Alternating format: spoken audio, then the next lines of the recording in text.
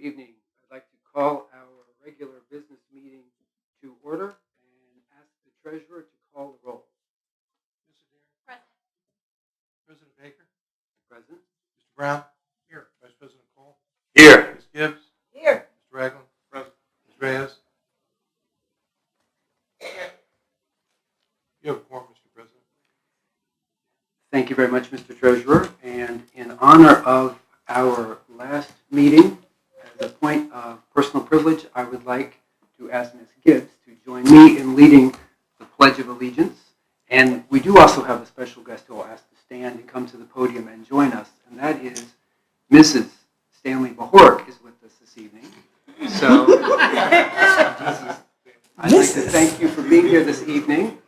And She's shaking her head back there. No, she said. It was his idea, but okay.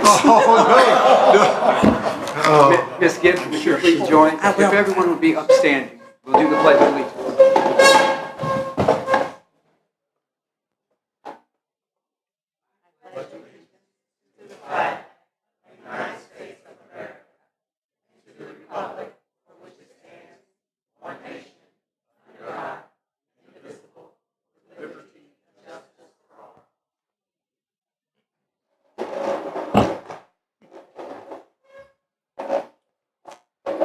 Thank you very much, colleagues. And now we have a special performance. Melani, we have a student here from Linda McKinley. Are you with us this evening? Please come up to the podium. And we're going to have an a cappella presentation, Rise, by McLean Sisters. If you wouldn't mind coming right up to the podium. Thank you very much for being here this evening. A round of applause.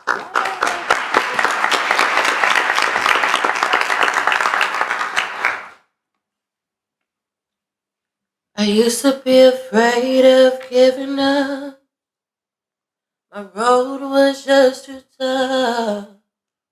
Out here on my own, my past was so long. But now I see clearly everything within me. Just reaching up to the sky, I can see the world with open eyes. You can let it pass you. Just take hold and grasp it. Now's the time to take a chance. With the strength of 1,000 men, climbing to my feet again. Dry those tears from your eyes, and everything will be alright. You know the rainbow's just inside. Just your wings off as you rise. If your heart feels overwhelmed, just know you're never by yourself. Put your hand in mine, hold your head up high, and together we'll rise. Ever lift your head up to the sky and find yourself asking why? Never seen eye to eye with the hardships of life. But my faith is where my heart is. My energy replaced my doubt. You know the signs for the best of me. I'm marching forth towards my destiny. You can let it pass you. Just take hold and grasp it. Now's the time to take a chance. With the strength of 1,000 men, climbing to my feet again. Dry those tears from your eyes, and everything will be alright. You know the rainbow's just inside. Just your wings off as you rise. If your heart feels overwhelmed, just know you're never by yourself. Put your hand in mine, hold your head up high, and together we'll rise. Together we can do anything. We'll rise, we can make it through anything. We'll rise, together we can do anything. We'll rise, we'll rise, we'll rise. You could try to hurt me, doubt me, and desert me. I feel the will of kings with my mindset at the seam. 'Cause you know a tree will grow and take me in to safety's arms. I will ascend. Dry the tears from your eyes, and everything will be alright. You know the rainbow's just inside. Dust your wings off as you rise. If your heart feels overwhelmed, just know you're never by yourself. Put your hand in mine, hold your head up high, and together we'll rise.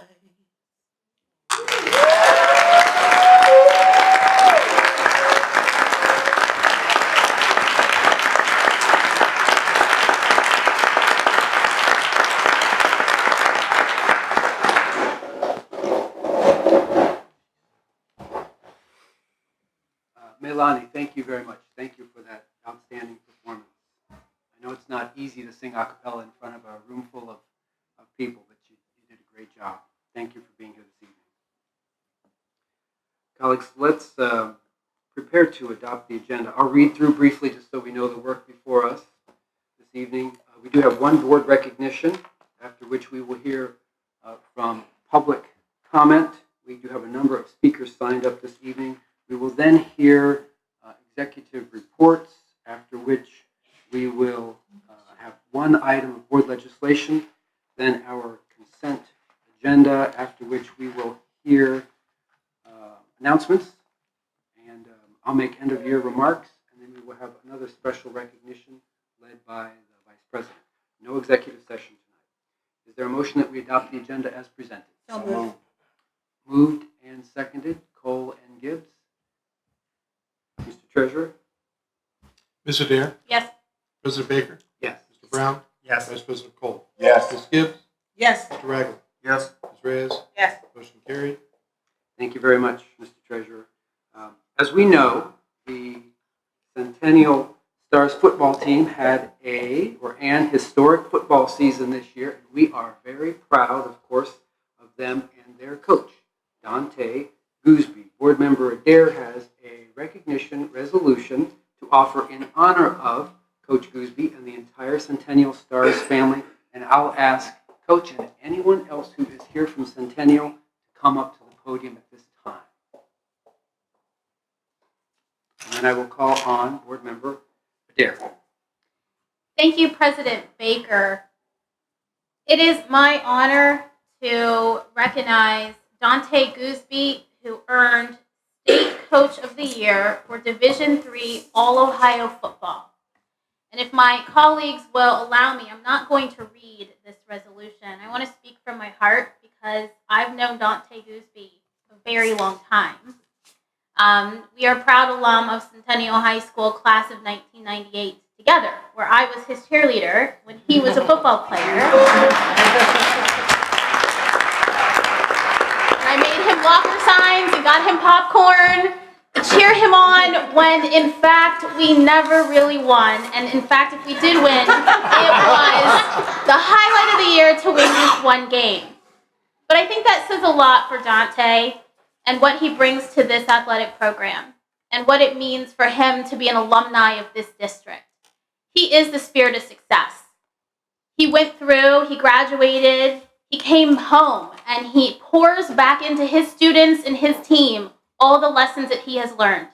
When I called him and said, will you come and receive this recognition? He said, Jen, I just don't know. It's too much. It feels kind of selfish on my part. And I said, no, that's exactly why. That's exactly why you need to be here, to stand up and show that we here in this district take pride in what we create and what we help accomplish. So this isn't about you just being Coach of the Year and having a phenomenal season. This is about you being you and you inspiring a group of young men and a group of alumni and a school and a community to be their best. And so, Dante, now, therefore, it be resolved, the Columbus Board of Education honors Dante Gooseby as Coach of the Year for the Ohio Prep Sports Writers Association Division III All-Ohio Football Team. And be it further resolved that the Columbus Board of Education urges all Columbus residents to join the board in celebrating and honoring the dedication of Dante Gooseby as coach, teacher, alumnus, and community member, and to recognize him and his team on their historic 2019 football season. So moved. And so that is a motion and second on item 3.1. And Mr. Treasurer? President Baker? Yes. Mr. Brown? Yes. President Cole? Yes. Ms. Gibbs? Yes. Mr. Ragland? Yes. Ms. Reyes? Yes. And Ms. Adair? Yes. Motion carried. Thank you very much. Coach, do you have any comments? And let us know who you have with us tonight, too. I have my oldest boy, Dante, who's be the second, and my baby boy, Parker, who's be. I was really not prepared to speak tonight, and I know T Street is in the crowd right now. She can tell you guys don't want me to get off schedule, so I'll keep it short and brief, and I'll just say thank you very much. Obviously, Jennifer, Dr. Dixon, ladies and gentlemen of the board, thank you very much. Yes.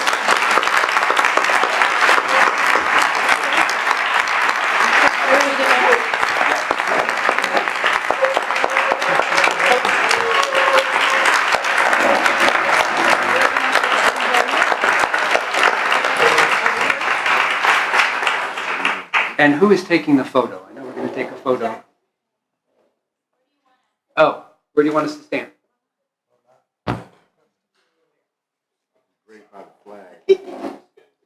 We're following your lead. You tell us. Oh, let your boss tell us where to go. Colleagues?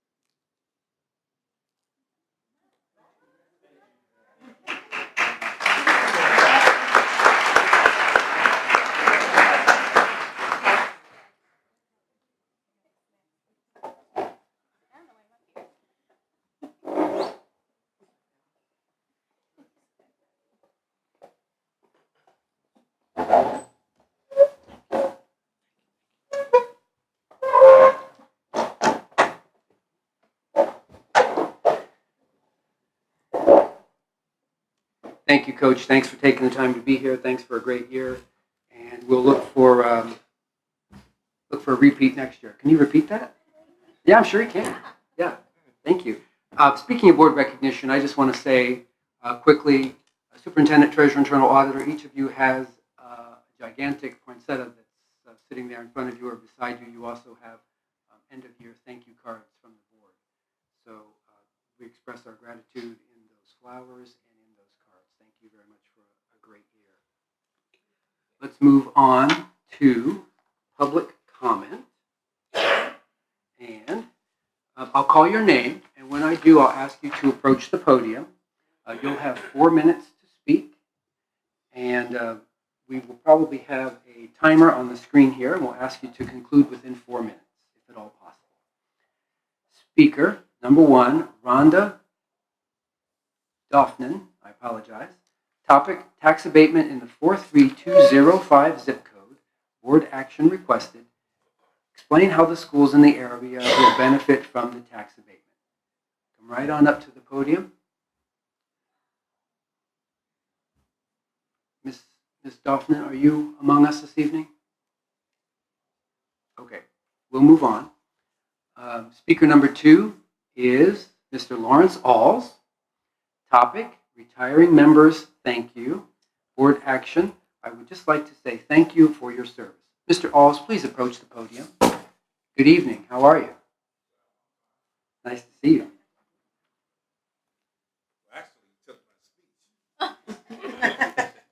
Sorry. This is not my long prepared speech, so don't worry. Today, I made a decision to come down and to say thank you to Shauna and to you, Gary. Not because of anything that they have done for me, but my watching them over a long period of time devote time and energy to caring. And I think that I have a concern that the community as a whole does not reward community service. So I said I didn't know who was going to say thank you. So I said, in case it wasn't said, I was going to do it. So, thank you.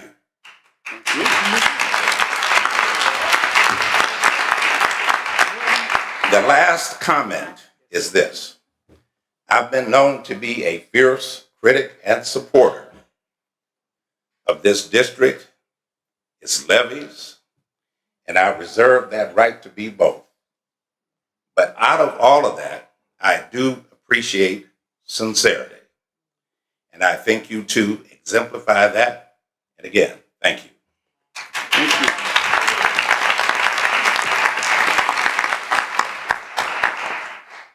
Thank you, Mr. Alls. Good evening. Speaker number 3, Jeremy Dalkar, and I do apologize if I've mispronounced your name. Topic, mindfulness, board action. I would like the board to let students decide to participate or not in the mindfulness of the curriculum. Are you among us this evening? Jeremy Dalkar? Okay, please approach the podium. Good evening.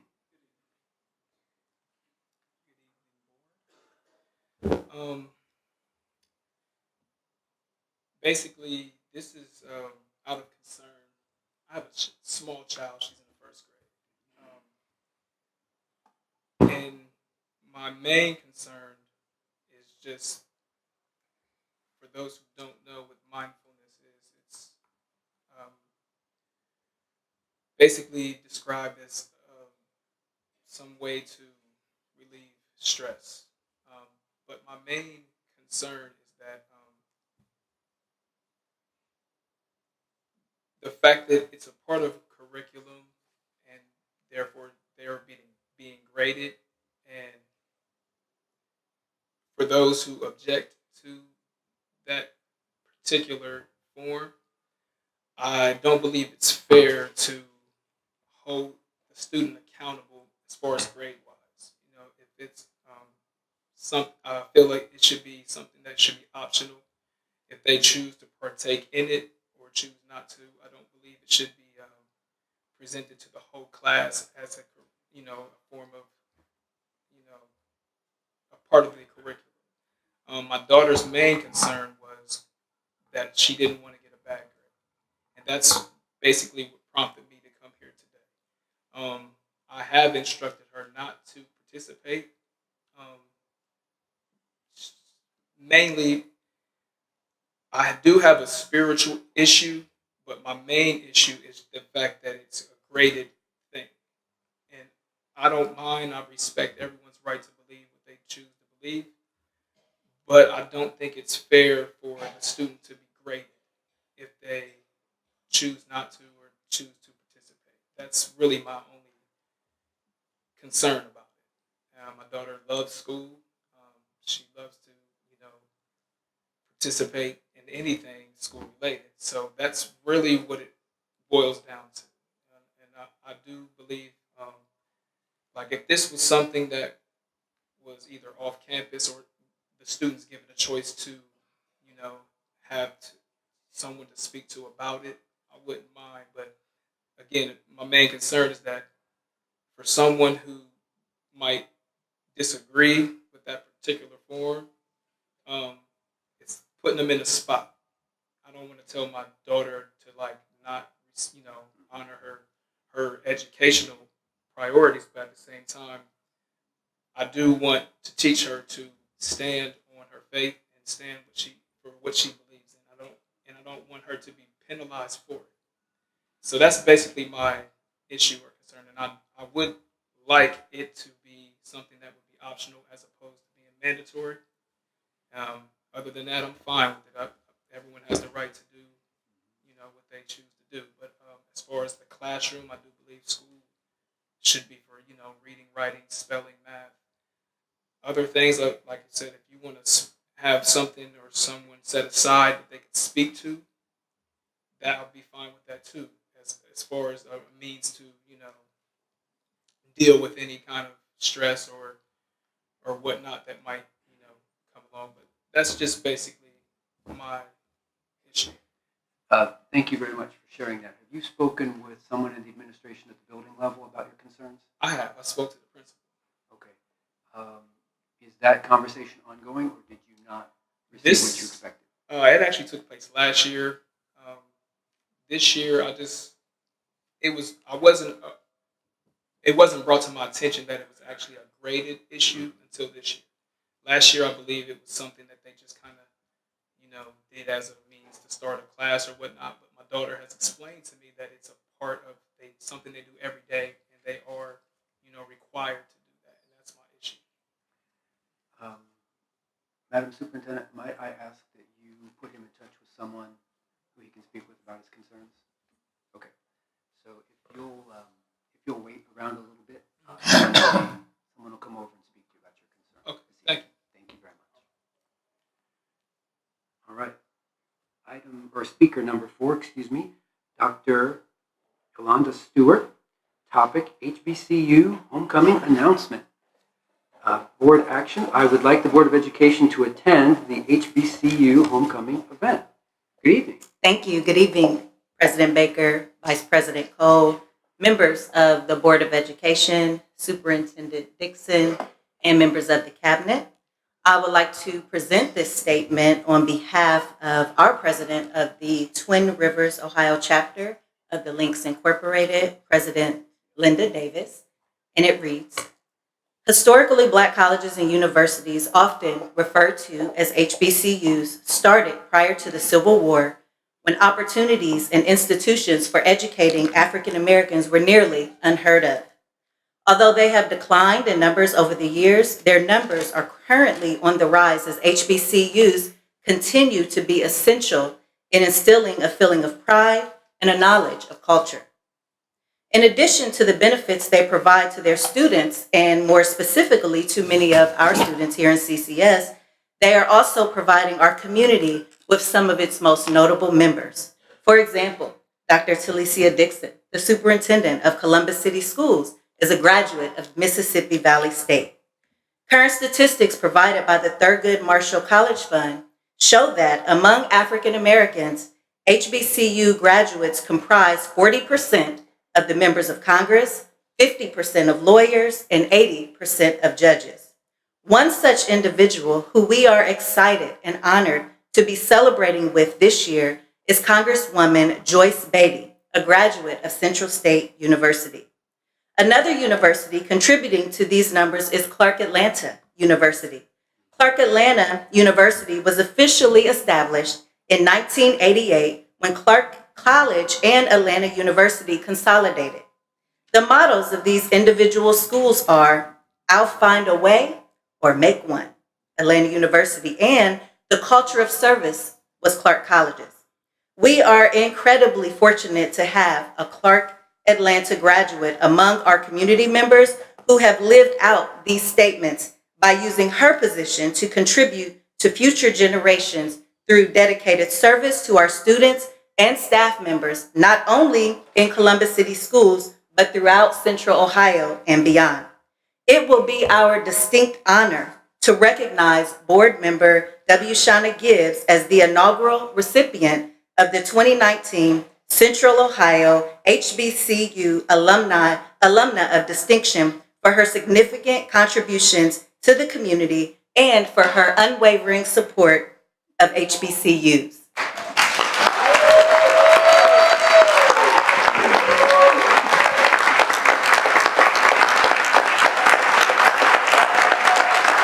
Yes.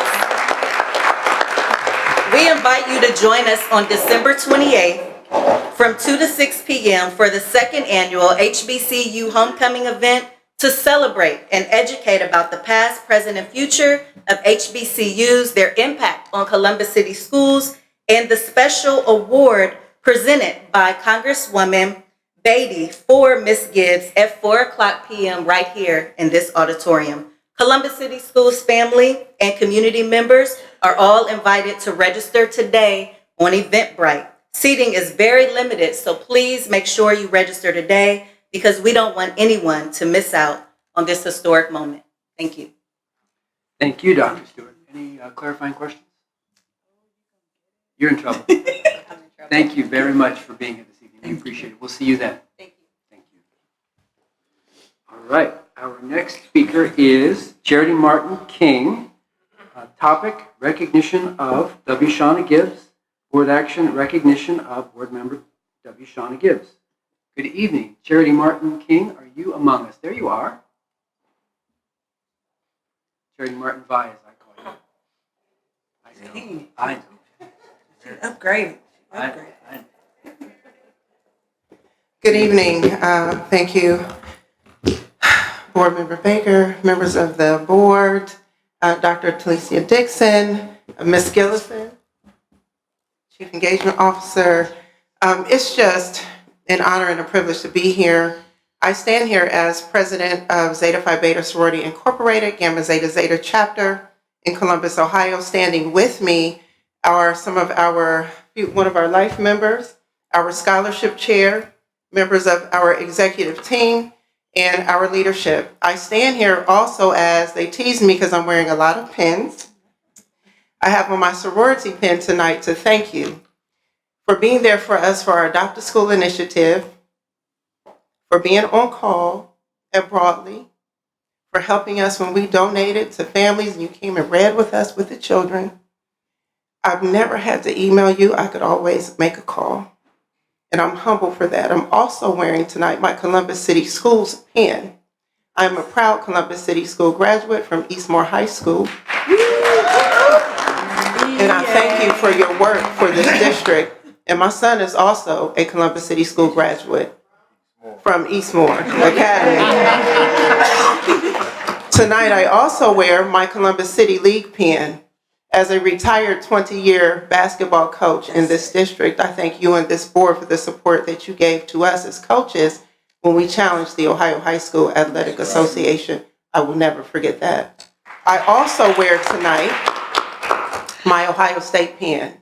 As a graduate of The Ohio State University and now as the Director of Social Change for the university, I thank you for providing access to students, above all, to college, so that they could pursue their dreams beyond the ways that they even imagined, for serving on the I Know I Can board for several years, and for everything that you have done.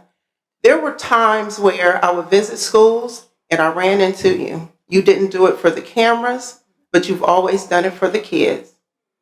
There's one memory that I have in my 2 minutes and about 4 seconds. When I was on stage at Eastmore Academy for its graduation, and I was sitting there in the back, and you began to lose your footing. If one of my members could present her with these roses. Shauna, I will never forget, I consider you not just a leader, but a friend. You began to lose your footing because you had already spoken at 5 or 6 graduations and were running around the convention center and were close to passing out. I remember sitting there and placing my hand on your back and sliding you a mint and praying that you didn't fall forward off of the stage. But it makes me think about your tireless dedication to our kids. So those roses in crimson tied with a white or cream bow are symbolic also of your 13 years of service for Columbus City School students. In addition to that, I want to present you from our chapter a box.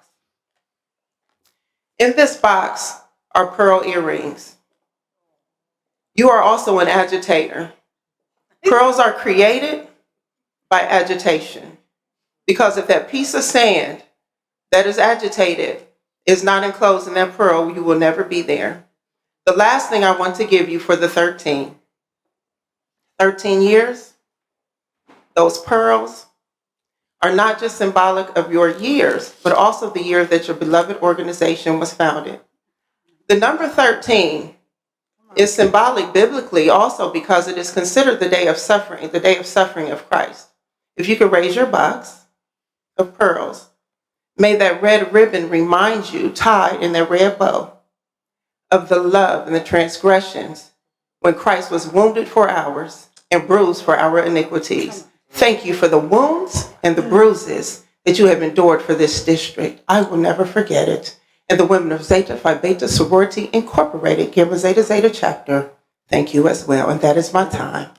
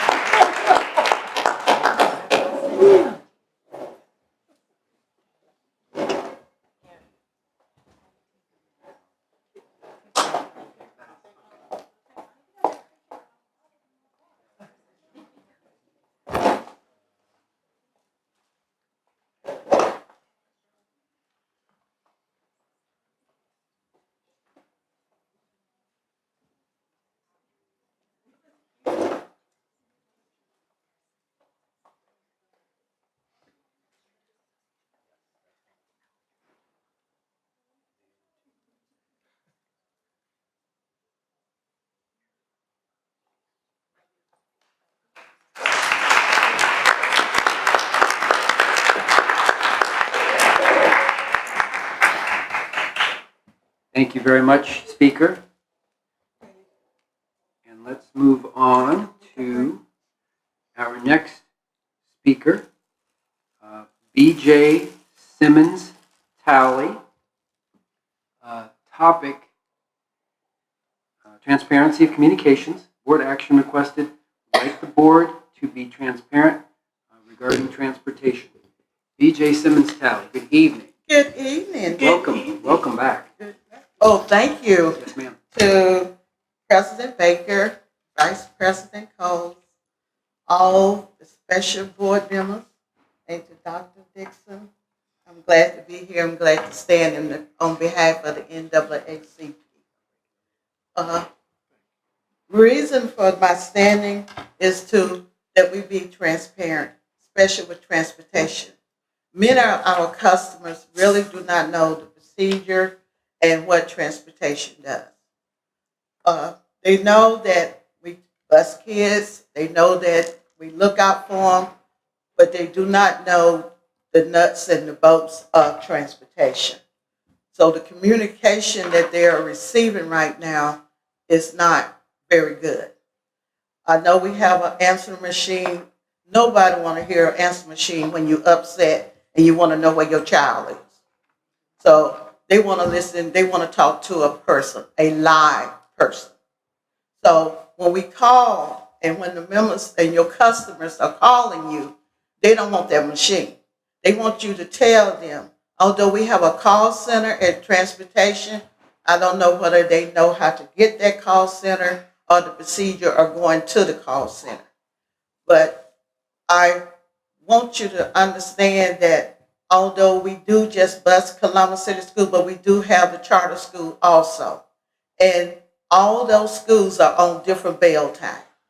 And so our parents, whether they know it or not, have to understand that the different bell time, and we are busing majority of Columbus and Franklin County. And that's not even counting the special ed. So I want to thank Dr. Dixon for setting up a meeting with us in January. And I want to wish each one of you a Merry Christmas and a Happy New Year until after our meeting. Thank you very much.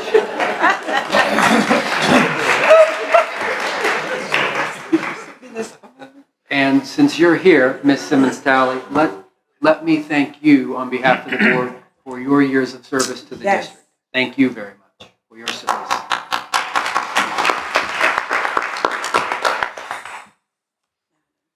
Thank you. Our next speaker, Deborah Pickens. Topic, recognition of W. Shauna Gibbs.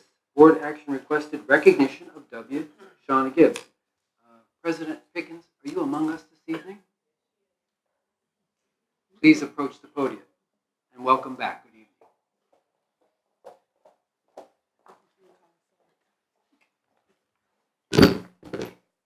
Good evening.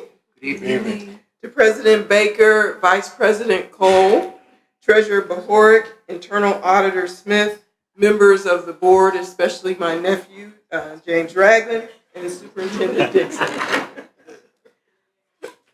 I am Deborah Pickens. I'm president of the Columbus, Ohio Alumni Chapter of Delta Sigma Theta. I am W. Shauna Gibbs' president. At times, I get to tell her what to do. Oh. W. Shauna Gibbs has many aspects to her life. Some will know her through her works on the school board, some through Gibbs for Kids, some for her community activism and involvement, and some personally through her expanded family. I've come to know Shauna through Delta Sigma Theta Sorority Incorporated. Shauna started her journey on April 26, 2003, and has served in many roles from new initiate to committee member to committee chair, and now as leader. She has worked and continues to work in the local chapter. Work is our currency. Her contributions and leadership with the Shirley Chisholm Girls in Government Conference, she loves long titles, and Alexa Candidate Conference for Future Doctors and Dentists are still impacting the youth of the community to this day, and we really appreciate you. In 2 Timothy 4, chapter 4, verse 6 through 7 states, "For I am already being poured out as a drink offering, and the time of my departure is at hand. I have fought the good fight, I have finished the race, I have kept the faith." Shauna has emptied herself into all of her works for the benefit of God's kingdom. Her time of departure from the Columbus City Board is at hand. She has done her best, which is all anyone can ask of a public servant. And she has finished the race strong and remained faithful to her true calling and purpose. But unlike Paul, she still has work to be done. W. Shauna Gibbs, your work speaks for itself. There's no judgment, it's only respect and appreciation for all that you do for the city and the youth in the Columbus area. On behalf of the 305 members of Delta Sigma Theta Sorority Incorporated Columbus Chapter, I wish you much success in any future endeavors that you choose to pursue. Much Delta love to you. We have roses for you, red and white, of course, and a little token of our appreciation. Thank you so much. I would ask our members to come forward so that we can have a picture. Yes.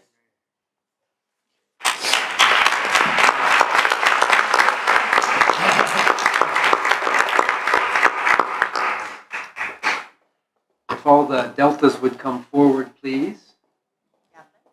Thank you all for being here tonight.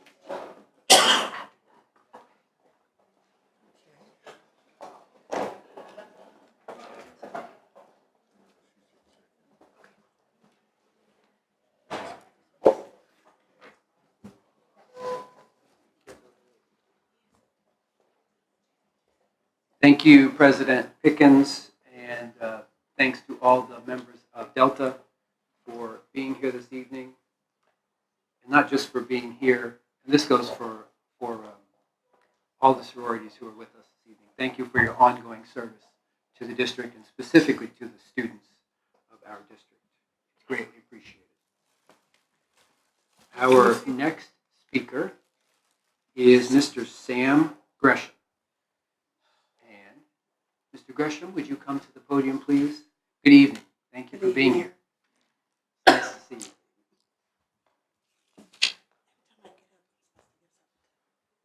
Thank you very much, Mr. President, Mr. Vice President, and members of the Board of Education. I was not prepared for this, but I have never seen a microphone that I didn't fall in love with. So I'm going to handle it.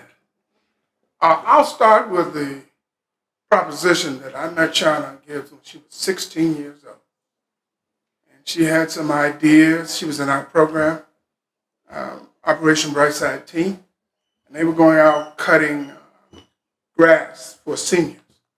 And she said to me she was going to be a beautician. I said, no, you're not. And you're going to hang out with me for a little while. I didn't know it was going to be this many years. And we put her on a path. And I remember her father and her mother. I promised her that if she went to college, I would hire her every summer at the Urban League. And when the summers were over, I would give her a job at the Urban League. And when I did that, her parents said, most people don't do what they said they're going to do. I said, I made a commitment and I keep my commitment. I think the dynamism that exists in you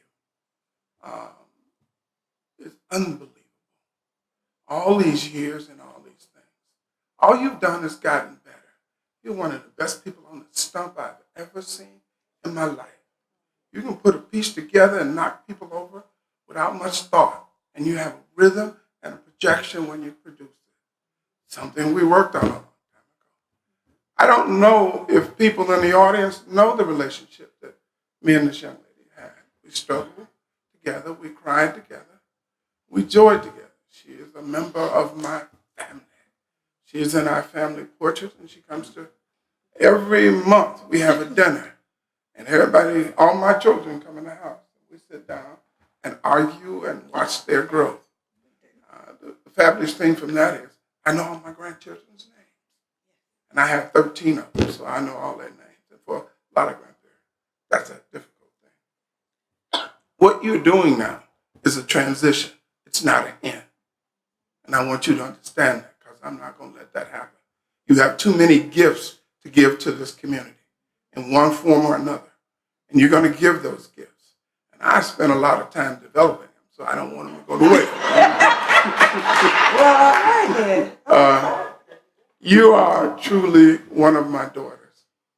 And I truly see you as the leader I should have had born biologically to me. That's all right. I'll take it. You are charmed. Your family loves you. They care about you. Now, what I'm looking forward to in my last 30 seconds, is I want to see that light shine somewhere and do something different. And I'm not going to let you go until we decide what that's going to be. Our family, the Greshams, honor you, revere you, and respect you for who you are. And you'll always be a child of ours. Thank you.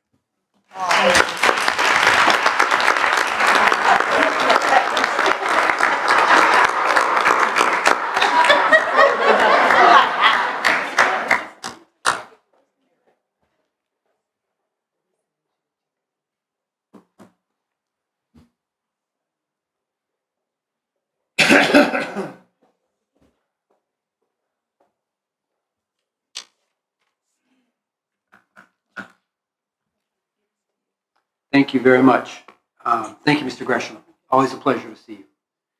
Our next speaker, someone who I believe would like to share a few comments on the retirement of board members, is President John Coniglio. President Coniglio, good evening.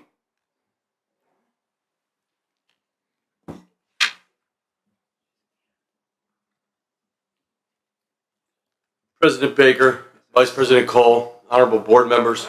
On behalf of the 4,000 plus members of the Columbus Education Association, I would like to say thank you for your combined service that totals more than a quarter of a century. The length of your service and your dedication shows a true commitment to the children of Columbus. Both of you have helped move this district forward and have planned the seeds for continued success. And if I am a betting man, I am sure that you will continue advocating for the children of Columbus. And so I would like to say thank you for your service. Thank you. Thank you, President Rizzo. Thank you. And although she said she may not be able to stay, she may still be here, and that's President Lois Carson. President Carson, would you like to share some remarks?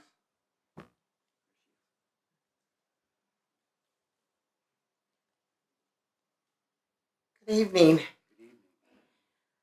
This was rough. I shared some remarks at a board meeting a few weeks ago. I represent the state of Ohio for OPSI, and I have a lot of my members say, oh, I can't stand my board members. Oh, I can't work with my board members. Oh, my board members are so complicated. And I look at Andre and our members and I think, our board members are okay.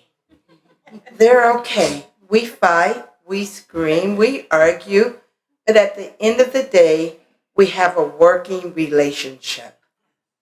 And that's good to know when you can pick up the phone and call one another and break bread together with one another, scream at one another, but walk away with an understanding that it's not about the adults that were just at the table. It's about the children we serve. And for that, my two friends, I'm going to miss those debates, those conversations. But as members have said tonight and community members have said, we're not going to let you get too far away. We're going to let you rest. But come spring, Andrea and I will be calling you and we will be saying, okay, you rested long enough. Now what can we do? And can we move forward? And let's find new projects for you to work on. Because remember, I now represent the state. So I can move you all about this precious old state. And I got a few small urban rural districts that could use some board members. So I'm even willing to move you guys to sit on some of the boards when my members say we don't get respect that. So if you're looking to move, just give me a call and I'll find a school district that I can send you to. But on the for real note, thank you. Thank you, thank you, thank you for your service. President Baker, I will miss our long conversations. Shauna, I will miss sending you, hey girl, what's up? And let's talk. Much love to both of you. May you both get the most deserved rest. The public doesn't realize that these public jobs can kick your tail. You guys have given up a lot over the years. You've lost a lot over the years to serve the children of Columbus. And for that, the members of OPSI asked me, we thank you, and we look forward to continue to work with you. Again, I can move you at the drop of a hat. Just call me. Thank you.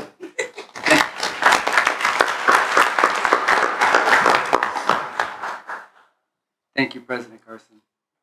And I have one final speaker who has asked to go last for logistical reasons.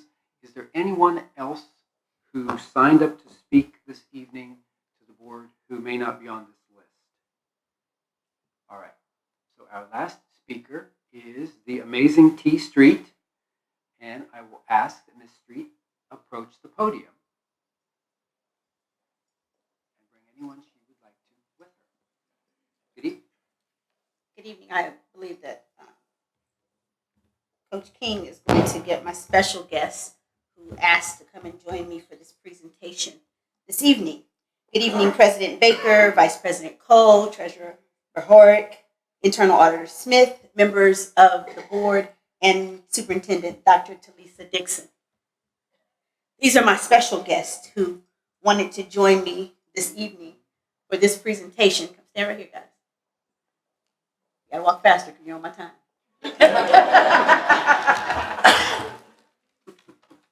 These are my guests. Psalms 127:3 reads, "Lo, children are an heritage of the Lord, and the fruit of the womb is his reward." Shauna, you are the heritage of WD and Barbara Gibbs. Not bad for the daughter of a teen mom and a garbage collector. You've done well, and I can assure you, you posed the question 2 Saturdays ago, would your mom be proud? Was someone who had the opportunity to talk to her 4 days before her passing and get the charge of life from her for you, I can assure you that Minister Barbara Gibbs is proud. And that while children are the heritage of the Lord, 3 of these are the heritage of your rearing. And so I'm happy that they were able to join me tonight. And this one is the heritage of our rearing. And I'm happy that he was able to join us tonight. W. Shauna Gibbs. For what does the W stand? The W stands for the woman who waited on the Lord before applying to serve and before deciding to leave. The W stands for the wondrous woman that life has knocked down 100 times, yet you choose to rise 101. The W stands for the willful woman that you are when you are fighting for what is right. Nothing can make you acquiesce or compromise. The W stands for the witty woman who never takes herself too seriously and is the comedic life of every party. The W stands for the Wonder Woman who never meets a stranger, will talk to a tree, is a true ride or die, a vault, and a keeper of the secrets of others, who shows up for the things and the people that matter to you, who is a forgiver of transgressions, friend to the friendless, mother to the motherless, aunt to the audiences, mentor to the masses, and most importantly in this role, gives for kids. The number one question I get these days, other than when is the community going to celebrate Shauna, is what is Shauna going to do next? My answer is always the same: whatever she wants, because she's got it like that. And as I close, I will say to you on behalf of all of the people in the audience who are not on the agenda to speak, volunteers, young people, the young lady who sang today as a member, she was so excited in the hallway to ask me, did I remember? Yes, I remember that you attended the Shirley Chisholm Conference for Girls in Government. And so I represent all the other community members, far too many to come to the podium tonight. But when they ask me the question, Sands, what are you going to do next? I will simply say, before me stretches an array of days, dark days filled with bitterness, bright days too short for gladness, gray days gloom with melancholy. Another year of life draws to its close. What has been written is written. Neither regret nor tears can wipe away the shame or pride or foolishness of it. Yet the future lures. Hope beckons ever on. Faith lends her strength to faltering fingers that they may write on a new page life does offer. Purer words, kinder thoughts, better deeds. Sands, I'm so excited to get you back for all the sacrifices and for all the service that you've given to this district.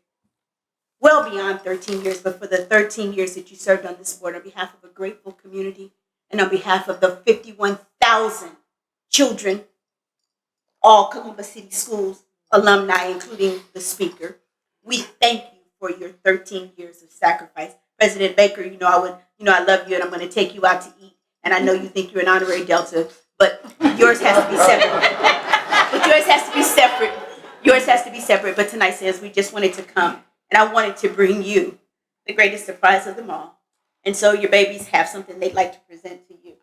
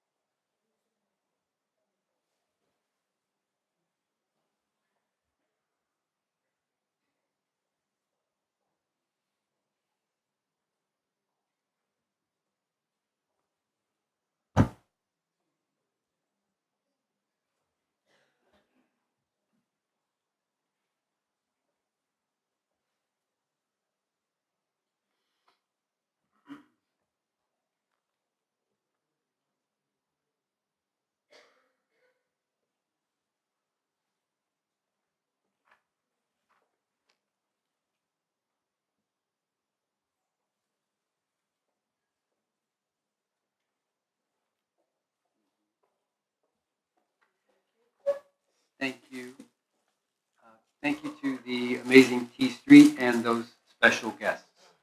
And that does, I believe, conclude our list of public speakers.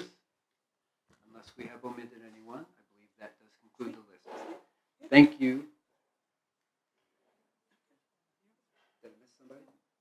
No, okay. Thank you to everyone who took the time to come to the meeting to address the board this evening. We do appreciate it.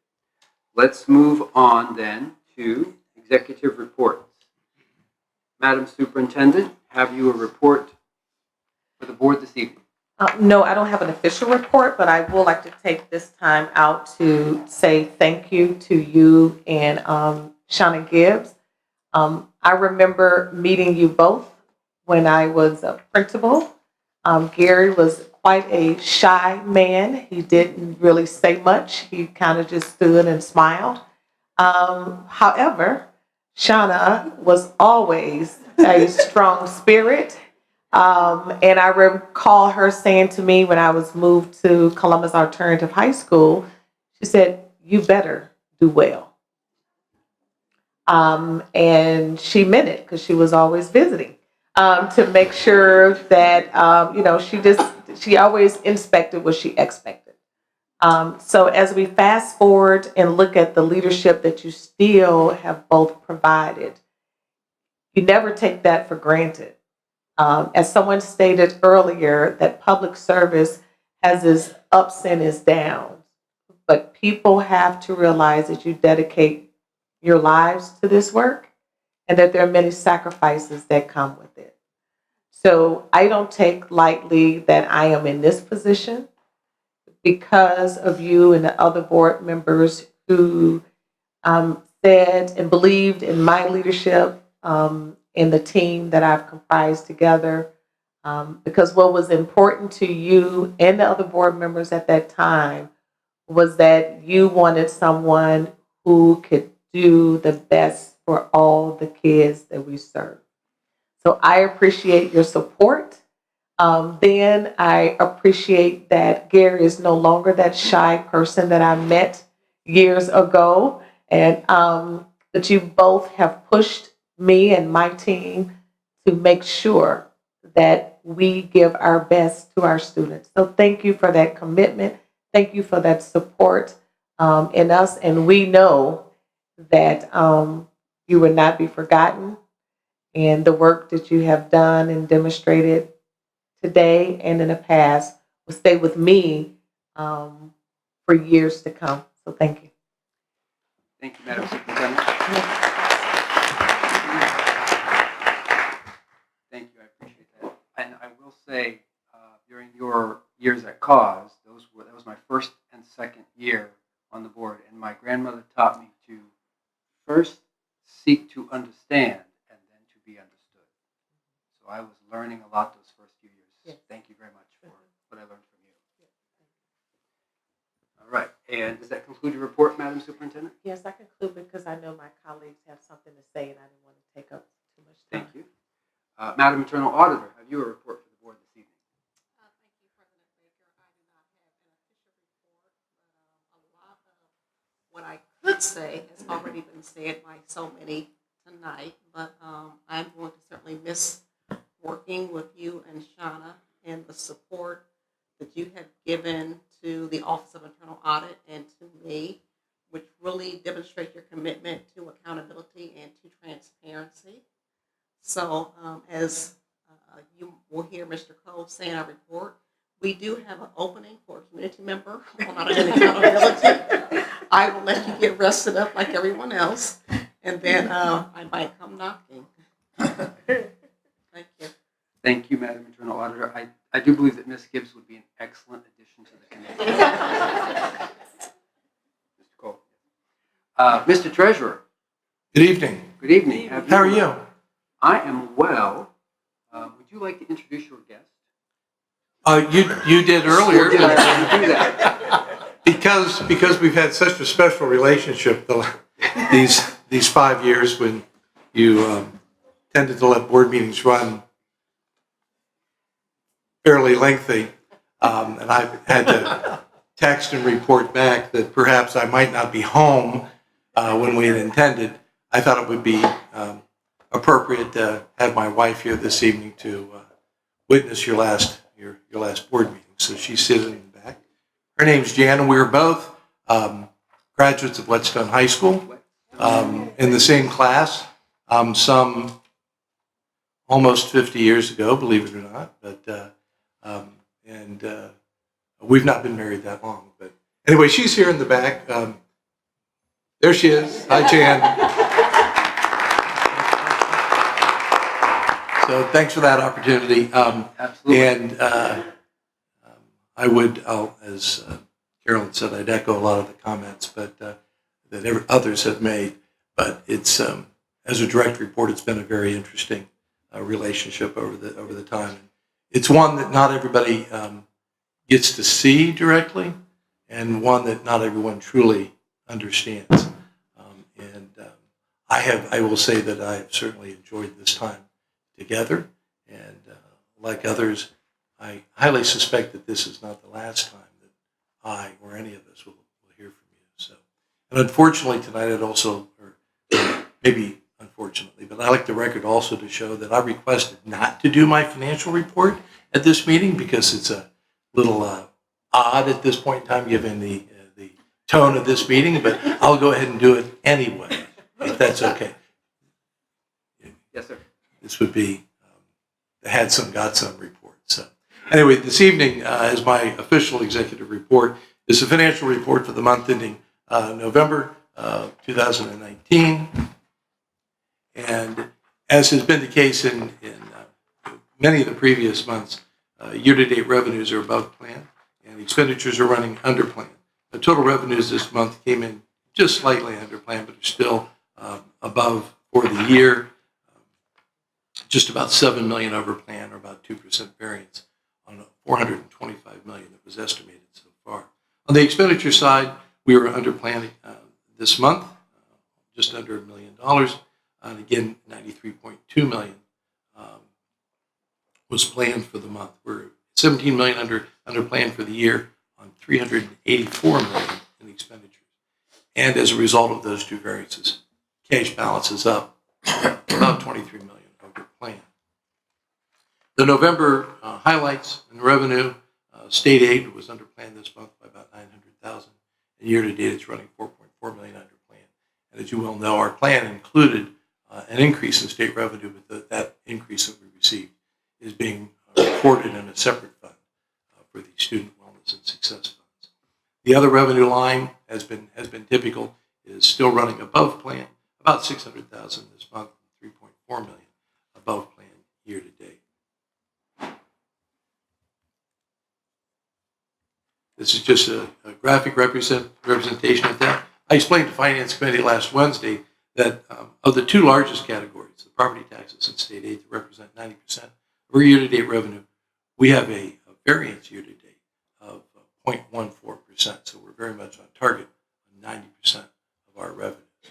We look at variances, the magnitude of those variances, anything over $5 million in dollar amount or more than 5% in percent variances are considered high.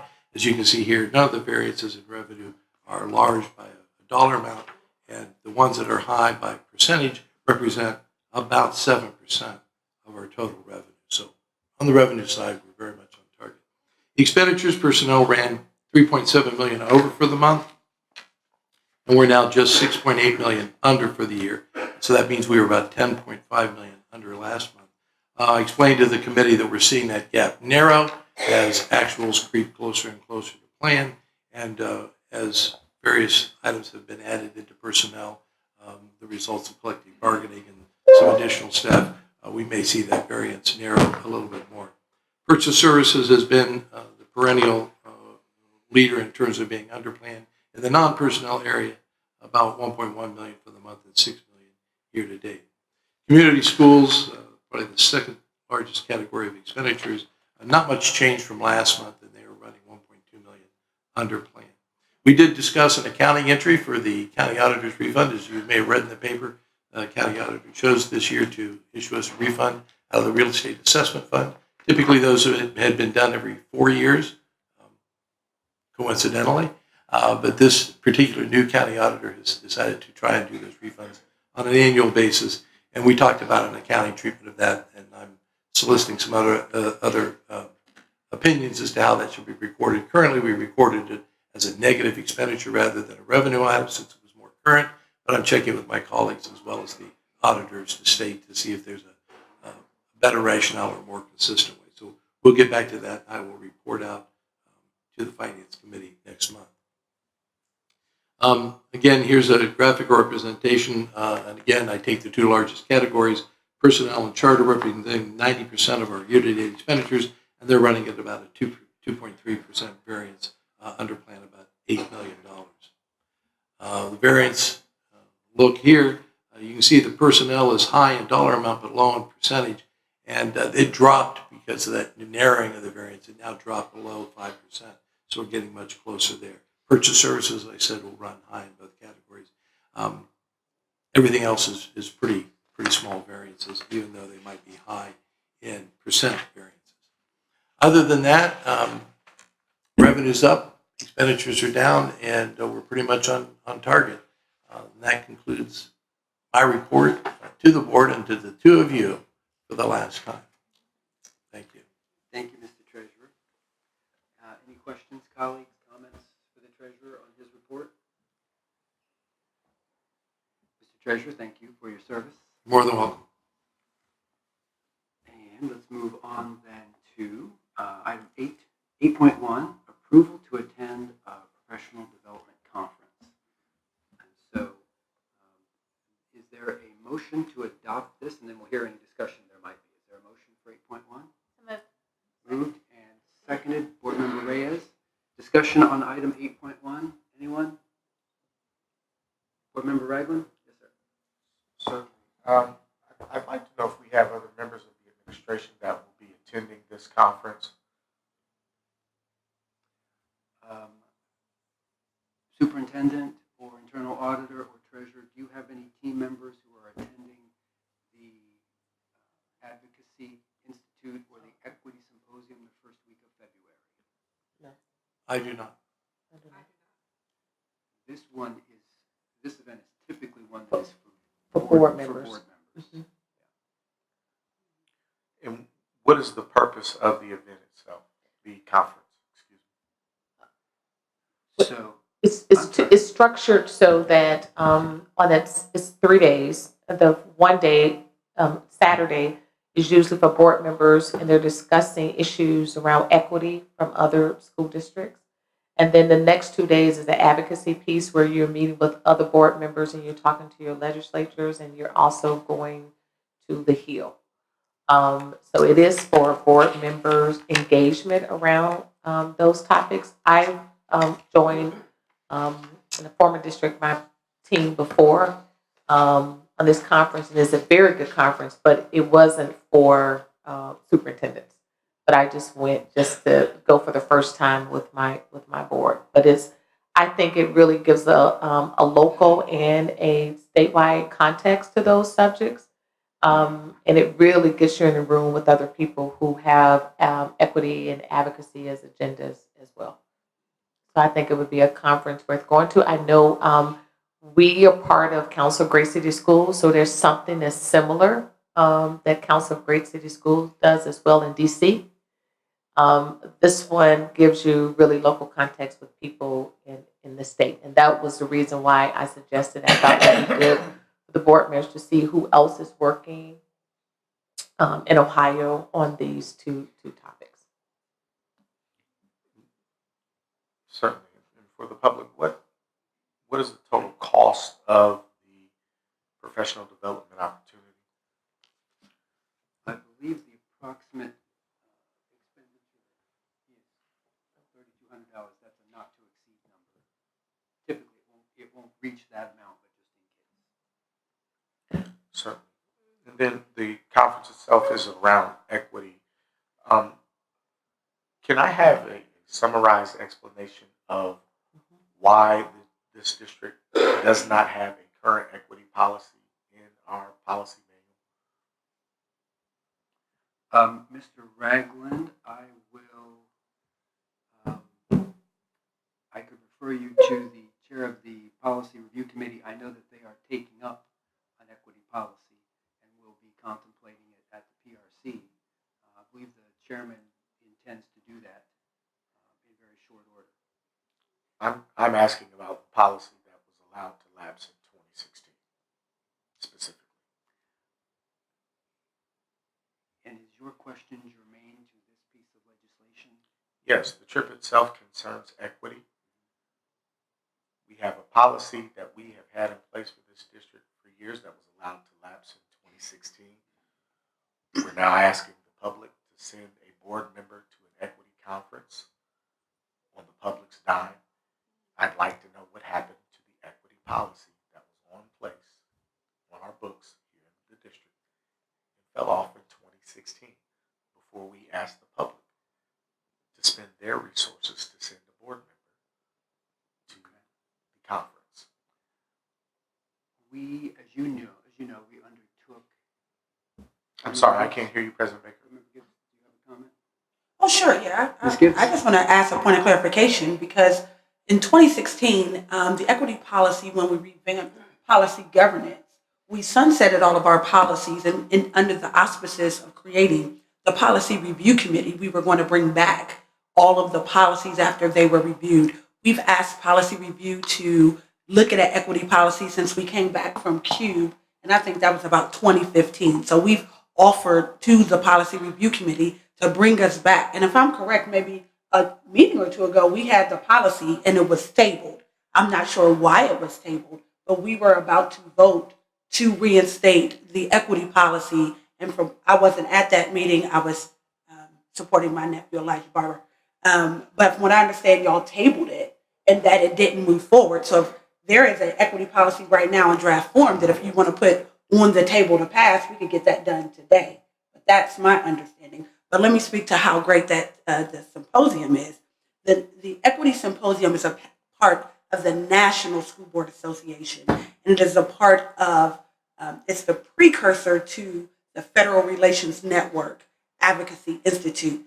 The equity policy in attending this is not an either or, it can be a both and, because regardless of if we have a policy or not, we have to address equity every single day. So the district isn't waiting on us because equity happens every day in discipline, in transportation, in our academic offerings, and the work that is being taken up right now in our Phi Delta Kappa audit, in the portrait of a graduate, and the work that we're doing every day to ensure that we are moving the equity button every single day. So this equity symposium that they added a few years ago to the Advocacy Institute is a way for you to network with other districts. What is Kansas doing? What is Detroit doing? What is San Antonio doing? How are we navigating equity amongst us? So it's set in policy review, but there's a policy I'm sure that we can, and next board can take up because it's already been vetted and draft. But the next day in the Advocacy Institute is for the board appointed attendee to attend. The Ohio School Board Association appoints the member to the Federal Relations Network, and they represent Columbus City Schools, and it is their appointment to attend, and that's where we meet with the U.S. Secretary of Education, for the House, for the Senate, for the Speaker, and you meet with the federal members of Congress that are over education, and we discuss the national legislation that is coming down the pike that will impact the state of Ohio. So the Equity Symposium is the Saturday, and the Federal Relations Network kicks off that Sunday, Monday, Tuesday, and you go to the Hill and you lobby our congressional delegation. We are very fortunate that we have a very close relationship with our delegation with Congresswoman Joyce Beatty, and in some places Steve Stivers or Troy Barterson.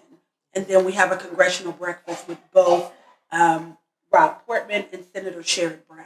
And so that federal relation, we bring our specific concerns for our district to our legislators right there on the Hill, and we talk about how they will impact Ohio.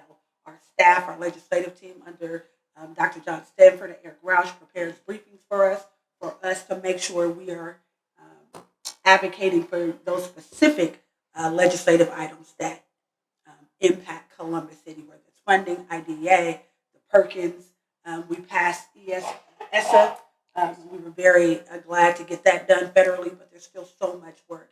And while, as you know, Capitol Hill is not without its activity these days, work of school districts must move on. And so this board can take that up, but it's anyone can attend the Advocacy Institute, but the Federal Relations Network is for the Ohio School Board appointed person and another person to attend, but that person goes to the Hill. That's my experience. That's right. Thank you very much, Board Member Gibbs, for that very thorough explanation. I believe that my concern is more local than it is federal at this level, because I've asked for several specific explanations as to why the policy was allowed to lapse, and I understand it had something to do with Neola and policy governance and all of that. But to me, if the policy was allowed to lapse and then it was not taken back up in 3 years, that means that the policy wasn't implemented for 3 years. And I hear the importance of equity being spoken around this table. And I've heard it throughout the entire full year that I've been here. I was told as a member of the Policy Review Committee that we did not have an equity policy. When asked for information to look at concerning a potential equity policy, I was given a policy from Seattle. That was prior to me joining the board. And so what happens to those that fell victim to not having an equity policy from 2016 to 2019? And then to turn around and ask the taxpayer to pay for a trip on this after we could have had an equity policy in place and continued it, and then go and talk about what we have based off what our policy is. There's just so much misunderstanding around how it happened.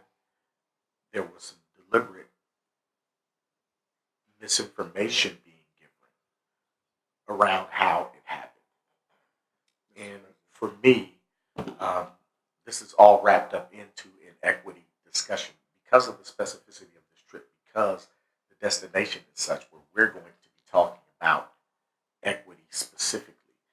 And you know, I want us to be careful that when we make these decisions, that we don't just make them and their consequences become out of sight and out of mind. Oh, we just get a redo.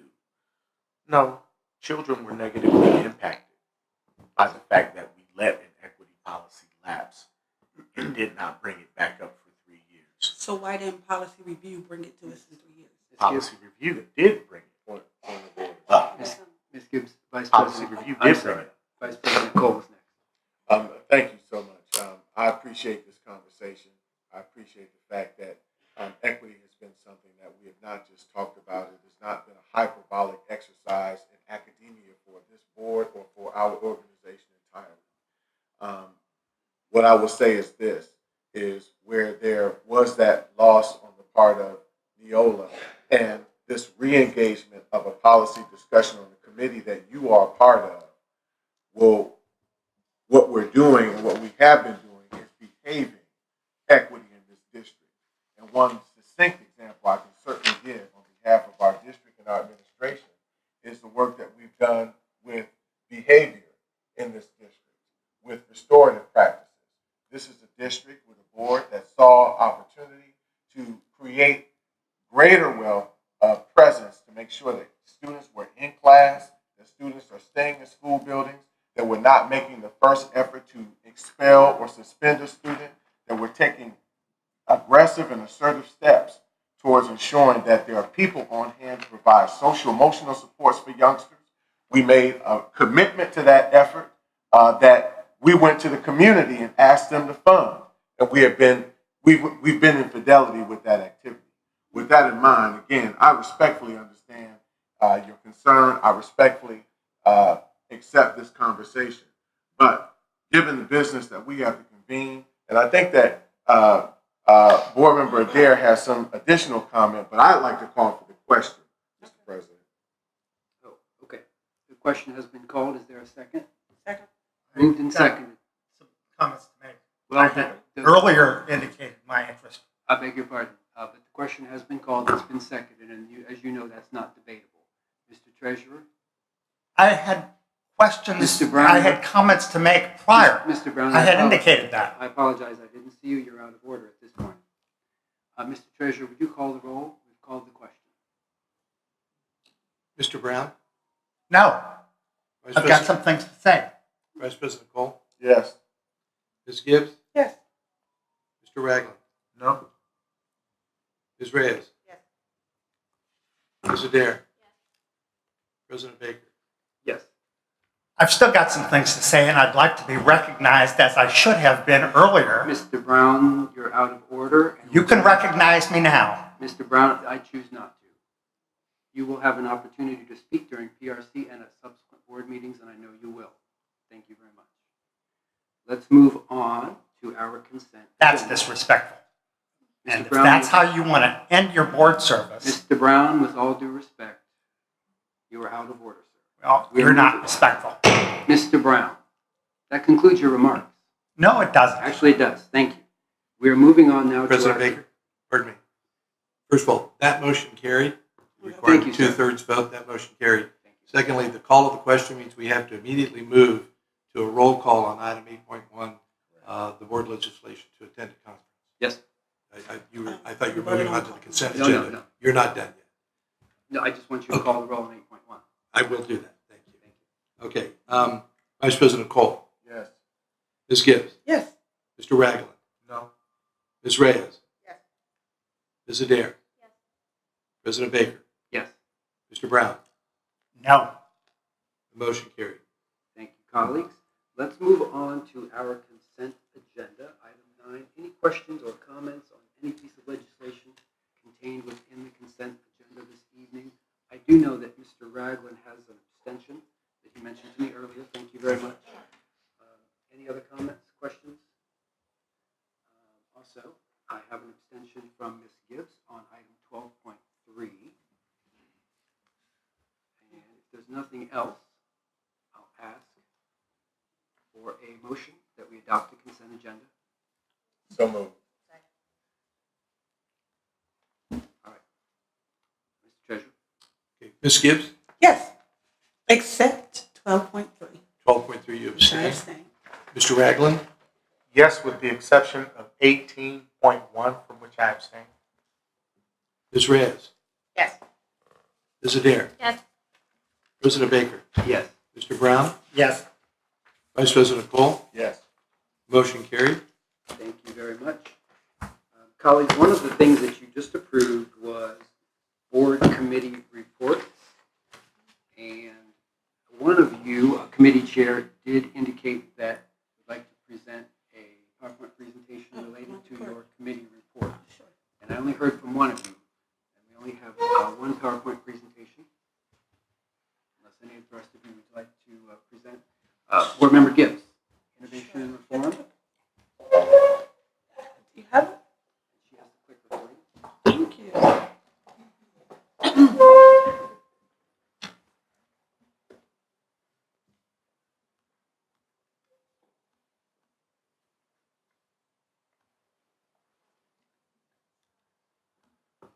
Mr. Brown? Patience?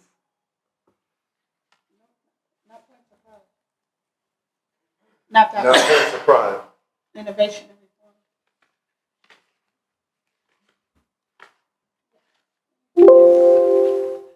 Your battery's running low. That's a commercial. President Baker, Vice President Cole, members of the board, I'd like to thank you for the opportunity to present my final Innovation and Reform report. I start with thanking Dr. John Stanford for his stalwart commitment and support to our committee and for the work he's done on behalf of innovation and reform. As you know, our mission is to serve as a two-way committee. So the idea is that there's any ideas, any thought leaders, if there's something that we know that we hear from conferences and our partnerships with the Great City Schools, with the Ohio School Board Association or the National School Board Association, we can gather and discuss them and pull together the emerging trends and best practices and discuss the feasibility of how they can work in Columbus City Schools. and that leverages our partnerships and our benefits into that work. And how do they come to life? We have an idea presented to Innovation and Reform. The superintendent then reviews it. We talk about those recommendations. We recommend an innovation or an idea to be implemented at the board, and then it starts all over. And then the board decides to pursue it or says, we don't think it's feasible for Columbus City.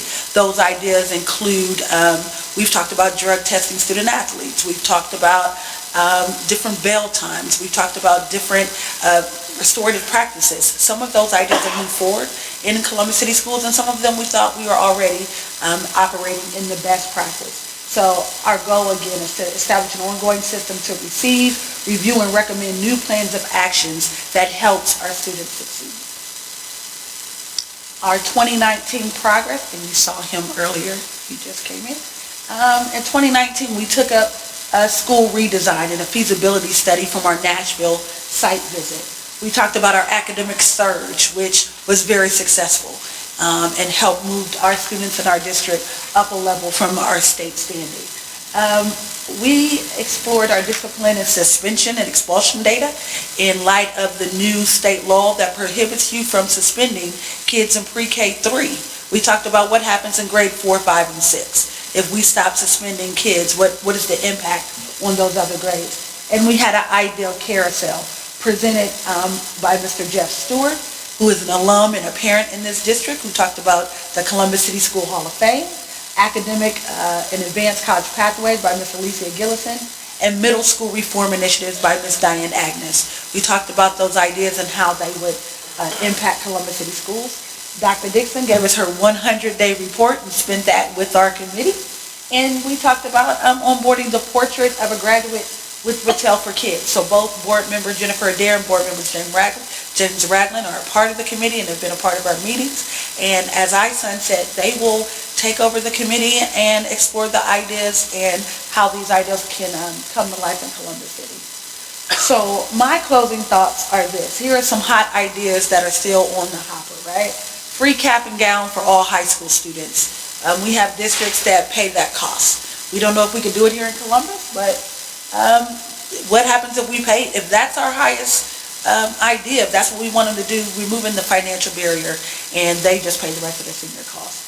The second is the ongoing discipline report for grades 4 through 8. We can't suspend kids pre-K through 3, but what happens in grade 4? And making sure we have the professional development for our staff and our parents on making sure they understand how they navigate that.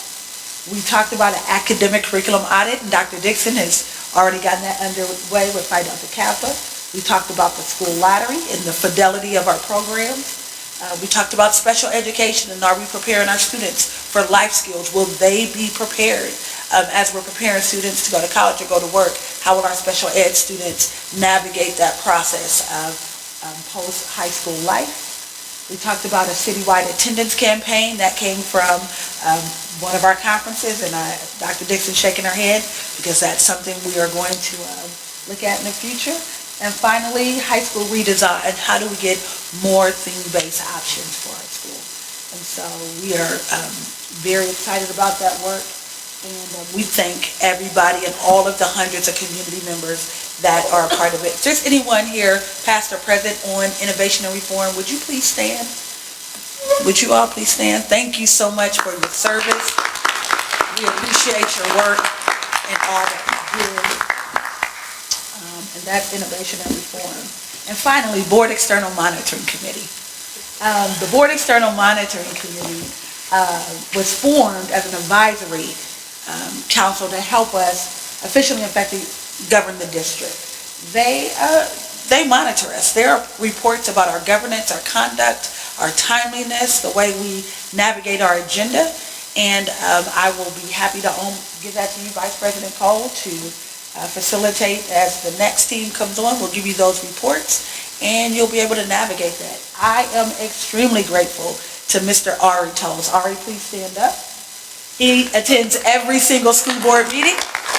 Thank you, Mr. Ari Toles, proud graduate of the Columbus Alternative High School and on the staff of The Ohio State University. And for the 1919-20 2019-2020 year. He'll be joined by Mr. Philip Calloway as the other observer. He has a program in Indianola with his daughter today, but he is the other part of the team, and there are two more waiting for you to interview and appoint for the next chair of that committee. So thank you for the Board External Monitoring Report. And President Baker, that concludes my report. Are there any questions? Thank you. Questions on committee reports, colleagues? Thank you very much. Okay, thank you very much. Thank you, Ms. Gibbs. Let's move on then to announcements. Announcements? Points of pride? Mr. Brown. Yes. One of the items that I wanted to talk about and to discuss with the board is very much focused on equity, and I am very interested in seeing this board and this school district focus on the work of equity, not necessarily just a policy. I think we need to focus on the work, and that's not accomplished in my mind by sending a single board member to a single equity symposium. However, there is an opportunity. It wasn't until this afternoon that I sent some information to all of you. You may not have seen it yet, but it's awaiting you in your email. But Franklin County has been very interested in pursuing equity training and the work that's necessary to achieve equity. And they have engaged an organization called the Racial Equity Institute, based in North Carolina. It is a very well-regarded organization nationally, and Franklin County officials have already done what this organization offers in a 2-day workshop, and my wife, who has been through much of this kind of work through her career in Greater Cleveland and elsewhere, has been through it and speaks very, very highly of the work that's done. Joy Bivens is probably not here any longer. She was earlier as part of the Deltas and for some other reasons of honoring Ms. Gibbs.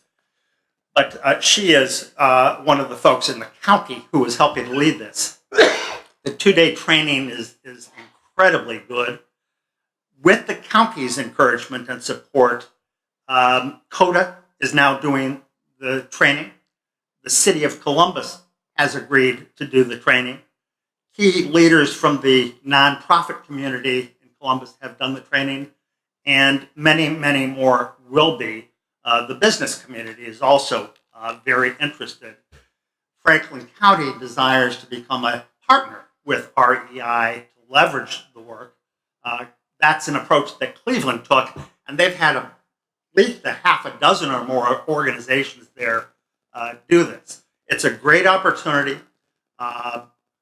Just as an example, the 2-day training workshop that they offer at a cost of about $11,000 or $12,000 plus expenses for the 2-day workshop can serve 40 or 45 participants.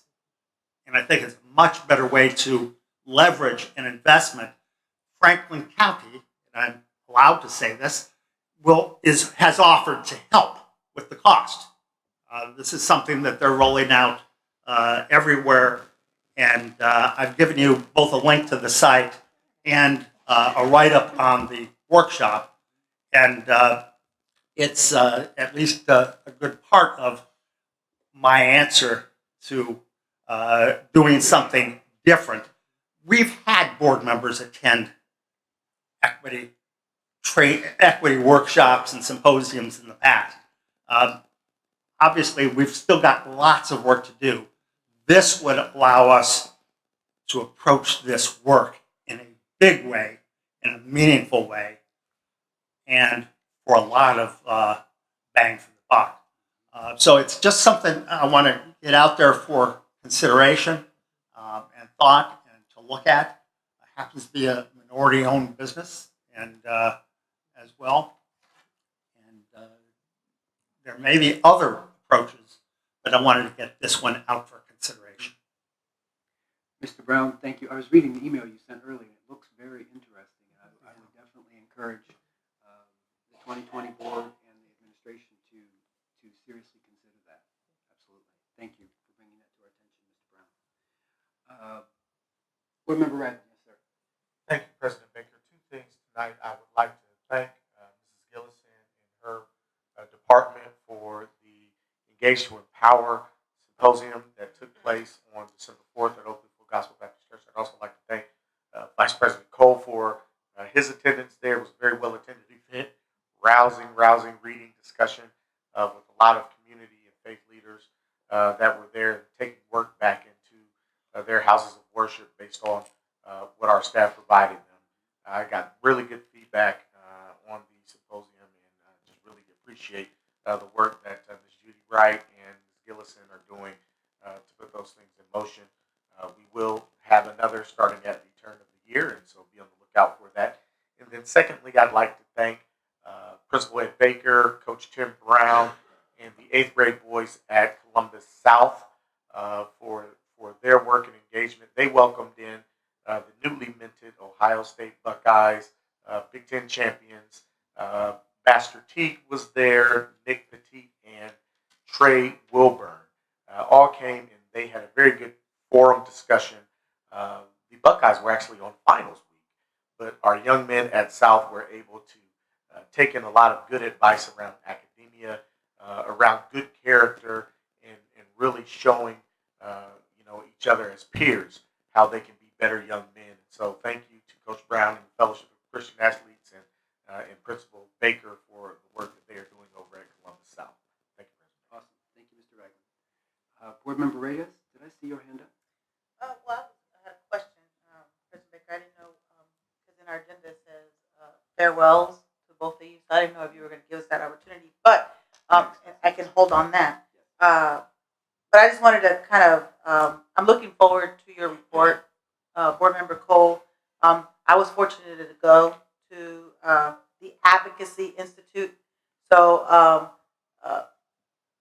what that provided me the opportunity to do is learn what are the policies, what are the changes that are occurring that impact our district, that impact urban districts, and that sometimes are overlooked. And I had the opportunity to see not only what we wanted to advocate for that impacted us here in Columbus locally, but some of the bigger federal policies that impact urban school districts as a whole. So I just want to make sure that we don't, that your report comes back with, I know that it says equity symposium, but it also really concentrates, as a former FRN member, really focuses on the lobbying piece, the what's affecting our schools, what's impacting our schools, what's going to change, and to hear the voices of, I believe it was 15,000 school board members in the room, being not very happy about some of the changes coming in. When you get to see have the Secretary of Education come in the room and hear from us directly, saying how unfavorable we are with some of the things that they were passing at the time, and still passing, that hinder us from moving forward. I'm looking forward to that report. Okay. Board Member Gibbs, you have some points of pride? I do. I'm going to share them as a part of our final comments. But I do want to take a point of privilege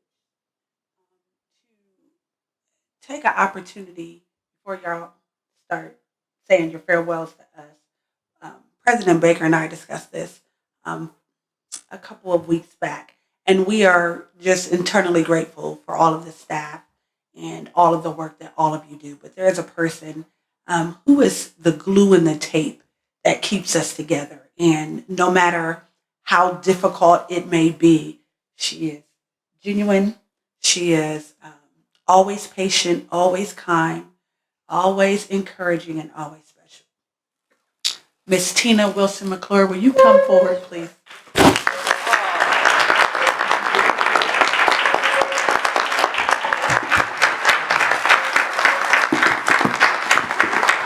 Miss Tina, you are the bomb.com. Miss Tina is the quiet voice behind all that we do, anywhere that we go and anywhere we want to be. And you do it with grace and style, tact and diplomacy, and always have an encouraging word and something wonderful to share with us. We are going to miss you. I'm not going to know where I'm supposed to be for 2 or 3 weeks unless Miss Tina calls me. And so I love you. I love your spirit, and I love everything that you give to us. The board, you are lucky to have a Miss Tina. And I'm just overwhelmed with your love and your support. Thank you. Come take a picture of this.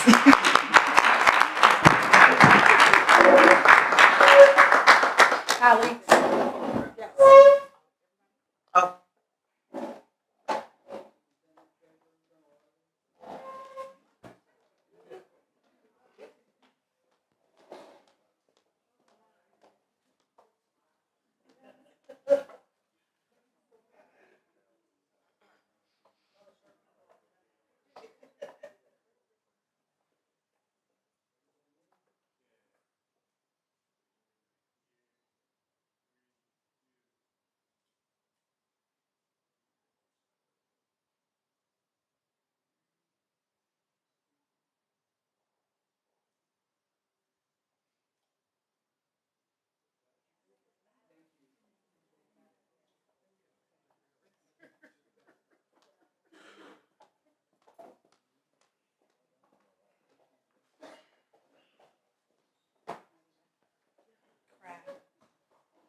All this paper, all this foolishness.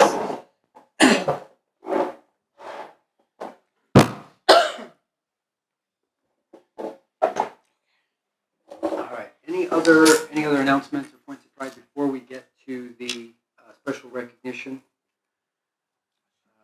All right. At the end of each school board session, calendar year, the president offers end of year remarks. I want to thank all of you who helped to add information to this end of year report. It is brief, and I will just read it very quickly. Thank you. December is often a time of reflection as we contemplate our work as a Board of Education and we consider the progress we've achieved as a district during the past 12 months in service to our students, families, employees, and community partners. This December is somewhat bittersweet for me, as it will be my final reflection as Board President.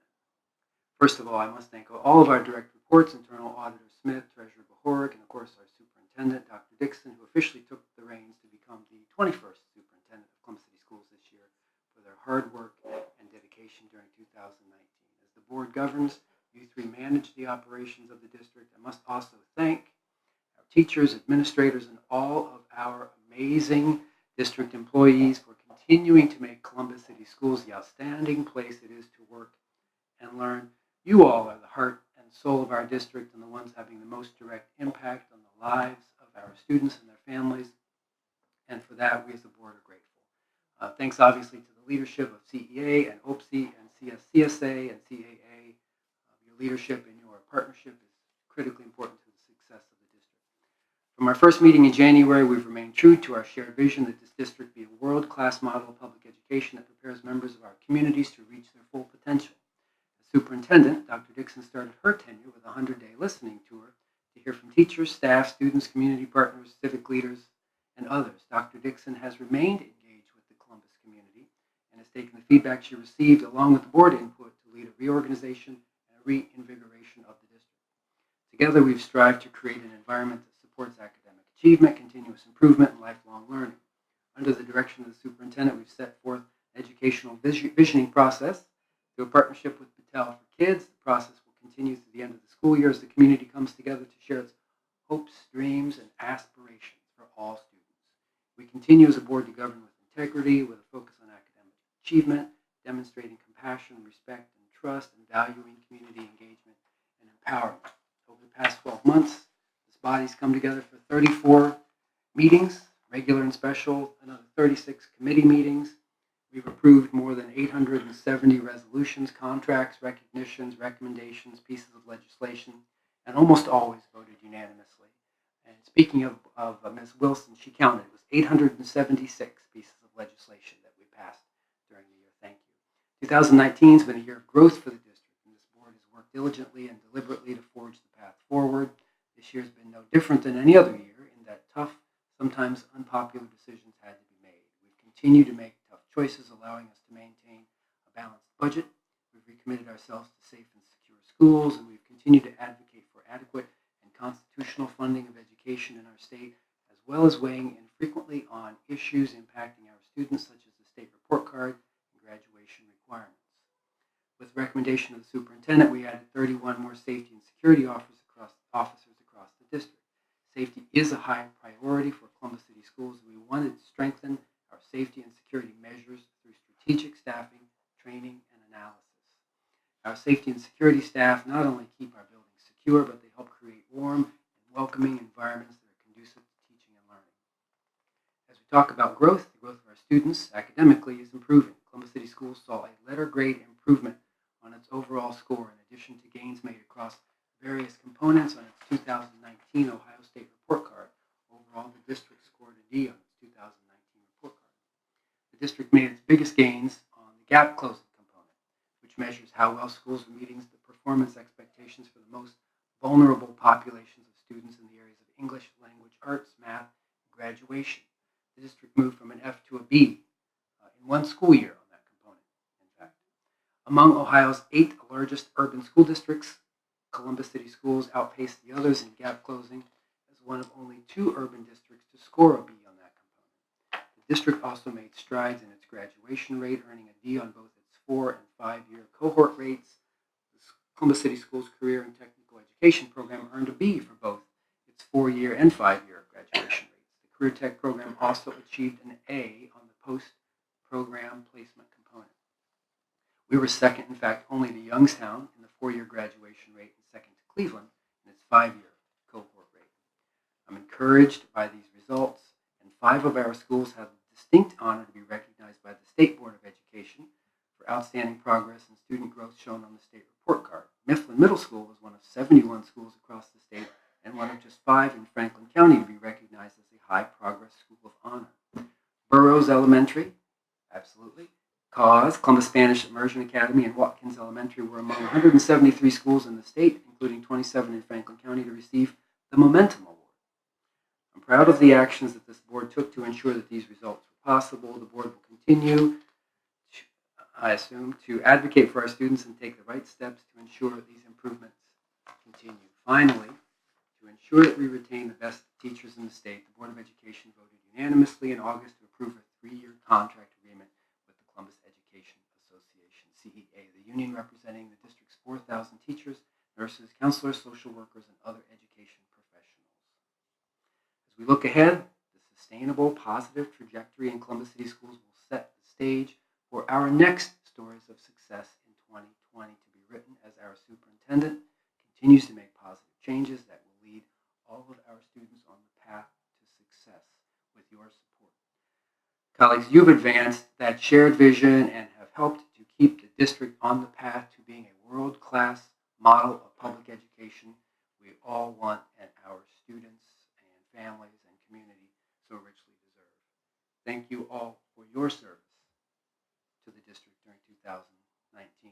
And it's in the faces and the stories of our 50,000 students that I see young people ready to reach their full potential. I'm encouraged by the strides the district has made this year as we all work collectively as a team to ensure positive academic trajectories for each and every student in Columbus City Schools.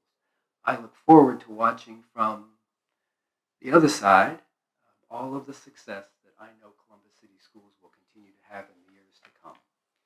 Thank you very much. Thank you, colleagues. Thank you. I also want to thank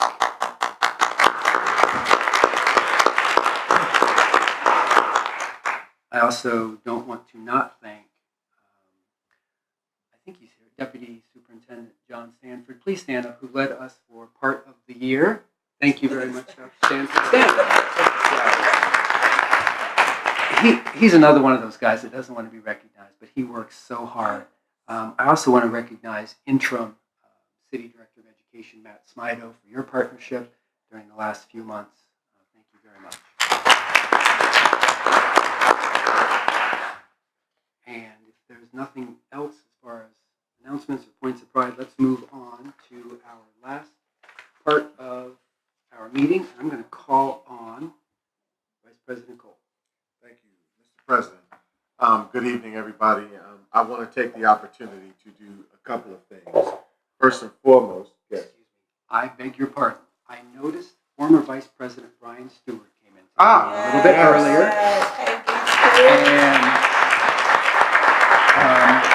And he and I communicated earlier, and I didn't know if he wanted to say anything. I don't want to put him on the spot, but I will.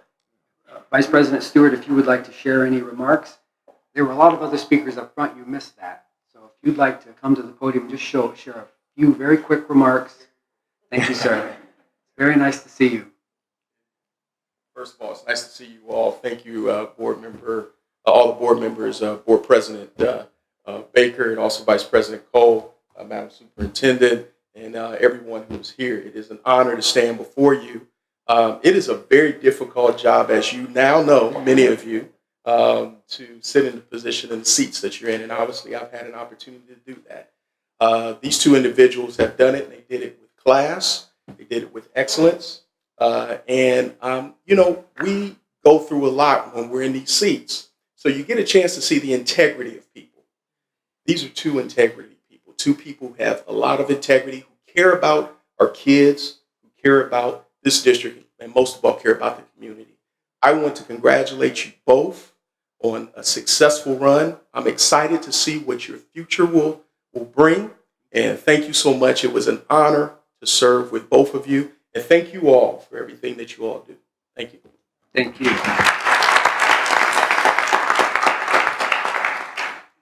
And I also wanted to recognize, I saw State School Board member Antoinette Miranda earlier, and I just wanted to recognize you. Thank you for being here this evening. Is Lynn May here from Dublin? Lynn May, one of my favorite board members. Hi. Lynn May is a board member from Dublin, past president for many years of Dublin. Is Carlton Weddington here? Oh, hello, sir. Good evening. All right. Is there anybody else I should be recognizing that I'm not? Okay. All right. Vice President Cole, I beg your pardon. Thank you very much. No worries. No worries. I'm certainly worthy of that recognition. The first thing I wanted to take the opportunity to do on behalf of this august body of leaders here is offer two resolutions. These two resolutions acknowledge both the service of W. Shauna Gibbs as well as Board President Gary Baker. I'd like the opportunity to read through them both. To honor W. Shauna Gibbs for her outstanding dedication and public service to the Columbus City School District, whereas W. Shauna Gibbs is a proud graduate of the Columbus Alternative High School, Clark Atlanta University, and is a longtime resident of the city of Columbus. And whereas W. Shauna Gibbs is a seasoned and experienced champion for this city's children and families and has made enormous contributions to public education, children advocacy, and student achievement. And whereas W. Shauna Gibbs was first elected to the Columbus Board of Education in 2007, and whereas W. Shauna Gibbs was re-elected 2 more times in 2011 and 2015 to serve a total of 12 years on the Board of Education. We know that number is 13. 13. We'll handle that. We'll move to amend. Whereas W. Shauna Gibbs was elected by her peers to serve as board vice president in 2013, and whereas the district established nearly 2,100 pre-kindergarten seats and transitioned into the city's leader in high-quality early childhood education during the tenure of the board, and whereas W. Shauna Gibbs served as board of trustee of I Know I Can and the Ohio School Boards Association. And whereas W. Shauna Gibbs is a member of the All Ohio School Board and earned her Master School Board Member designation in 2019. And whereas W. Shauna Gibbs continues to have a strong leadership presence in the Shirley Chisholm Conference for Girls in Government, the Dr. Alexa Kennedy Conference for Future Doctors and Dentists, and the Morning of Hope for teen suicide prevention programs. And whereas W. Shona Gibbs helped charter the first Columbus Urban League Young Professionals Association. And whereas W. Shona Gibbs served on the executive board and as a member of the Delta Sigma Theta Sorority Incorporated. And whereas the recognition is a small token of appreciation with the dedication and public service to the Columbus community and to the school district. And now, therefore, be it resolved that the Columbus Board of Education honors W. Shona Gibbs for her dedication and years of service to the Columbus City School District. And be it further resolved that Columbus Board of Education urges all Columbus residents to join the board in celebrating and expressing our gratitude for the outstanding service of board member W. Shona Gibbs to the students and families of Columbus City Schools for 13 years. Mr. President? That's a motion, and is there a second? Okay. Discussion? Mr. Treasurer? Mr. Ragland. Yes. Ms. Reyes. Yes. Ms. Adair. Yes. President Baker. Yes. Mr. Brown. Yes. Vice President Cole. Absolutely, yes. Ms. Gibbs. Yes. And that motion carried. Thank you, Mr. Treasurer. Mr. Vice President? Mr. President, I'd like to offer a second resolution in acknowledgement and honoring your board leadership and service to this community. To honor Gary L. Baker II for his outstanding dedication and public service to the Columbus City School District. Whereas Gary L. Baker II is a proud graduate of Otterbein University and is a longtime resident of the city of Columbus. And whereas Gary L. Baker II is a seasoned and experienced champion for this city, neighborhood development, children and families, and has made enormous contributions to public education, neighborhood preservation, and student achievement. And whereas Gary L. Baker II was first elected to the Columbus Board of Education in 2007. And whereas Gary L. Baker was re-elected two more times in 2011 and 2015 to serve a total of 12 years on the Columbus Board of Education. And whereas Gary L. Baker II was unanimously elected by his peers to serve as board president for the first time in 2014. And whereas Gary L. Baker II was re-elected by his colleagues to serve as the board president 5 more times in 2015, 16, 17, 18, and 19. Whereas Gary L. Baker II was part of the leadership team to lead 2 successful levies in 2012 and 2016. And whereas the district's graduation rate steadily improved each year during his term as board president, to the current rate of 82.1%. Folks, that's 1% higher than the national average.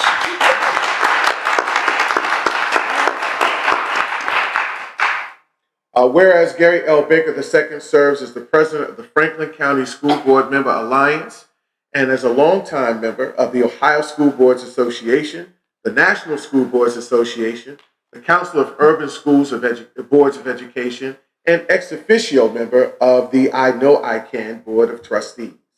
And whereas Gary L. Baker II is serving his 6th year as a member of the Board of Directors for the Council of Great City Schools. And whereas Gary L. Baker II served as a member of Camaco's West Side Action Center Advisory Board, Community Crime Patrol Board, the Homes on the Hill CDC Board, the J. Ashburn Jr. Youth Center Board, the Highland West Civic Association Board, and the Friends of Columbus Metropolitan Board. And whereas Gary L. Baker II served as a member of the Columbus Urban League, Uptown Progressives, and Columbus Shamrock Club. And whereas Gary L. Baker II will end his 12-year tenure with the Columbus Board of Education on December 31st, 2019. And now, therefore, be resolved, the Columbus Board of Education honors Gary L. Baker II for his dedication and years of service to the Columbus City School District, and be it further resolved that the Columbus Board of Education urges all Columbus residents to join the board in celebrating and expressing our gratitude for the outstanding service of the board leadership of that Gary L. Baker II to the students and families of Columbus City Schools for 12 years. Mr. President. Moved and seconded. Hearing no discussion, Mr. Treasurer? Ms. Adair? President Baker? Yes. Mr. Brown? Yes. Vice President Cole? Yes. Ms. Gibbs? Yes. And Mr. Ragland? Yes. That motion carried. Thank you. Thank you, Mr. Vice President. Thank you, colleagues. I wanted to take a next step. I wanted to make sure I acknowledge some very special people. Board Member Reyes and I and staff, Dr. Stafford, Dr. Dixon, Mr. Oldham, Miss Misty Nichols. I'm sorry, I can't see. And, oh, yes, ma'am. Yes, sir. Miss Tina Wilson, for all of their work, their hard work behind the scenes and working with us to ensure that we teed up this opportunity for you and post this meeting. I'll reserve my comments for last, but I first wanted the opportunity to acknowledge your service through what is now this plaque that is presented to you with a gold gavel. Thank you. Thank you, sir. In addition, each of you have received a plaque that has your resolution today that was adopted, cited for your service. Wow. Thank you. Thank you. Now, Mr. President, if you'll indulge me, Sister Gibbs, if you'll indulge me, I'd like to offer the opportunity for some parting words by our esteemed colleagues. Yes, sir.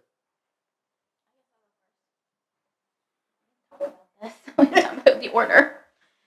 I want to say thank you to both you, Gary, and Shauna. I've known you both for a long time, and I've known you in different capacities through community service and being out in the community.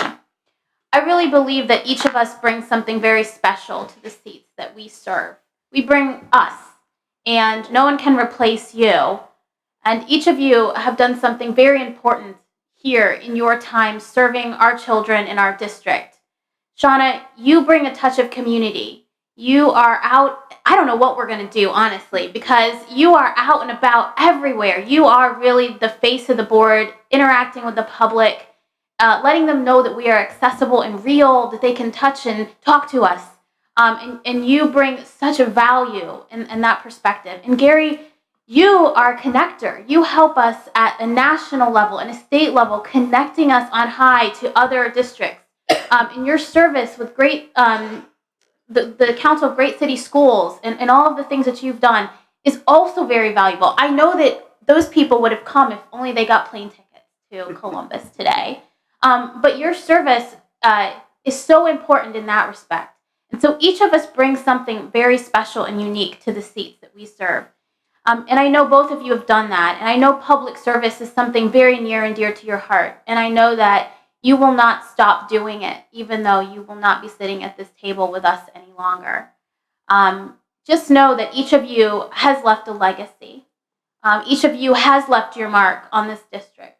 Each of you has touched a child, not literally touched, but touched in a way that impacts them and the future of their dreams and their hopes.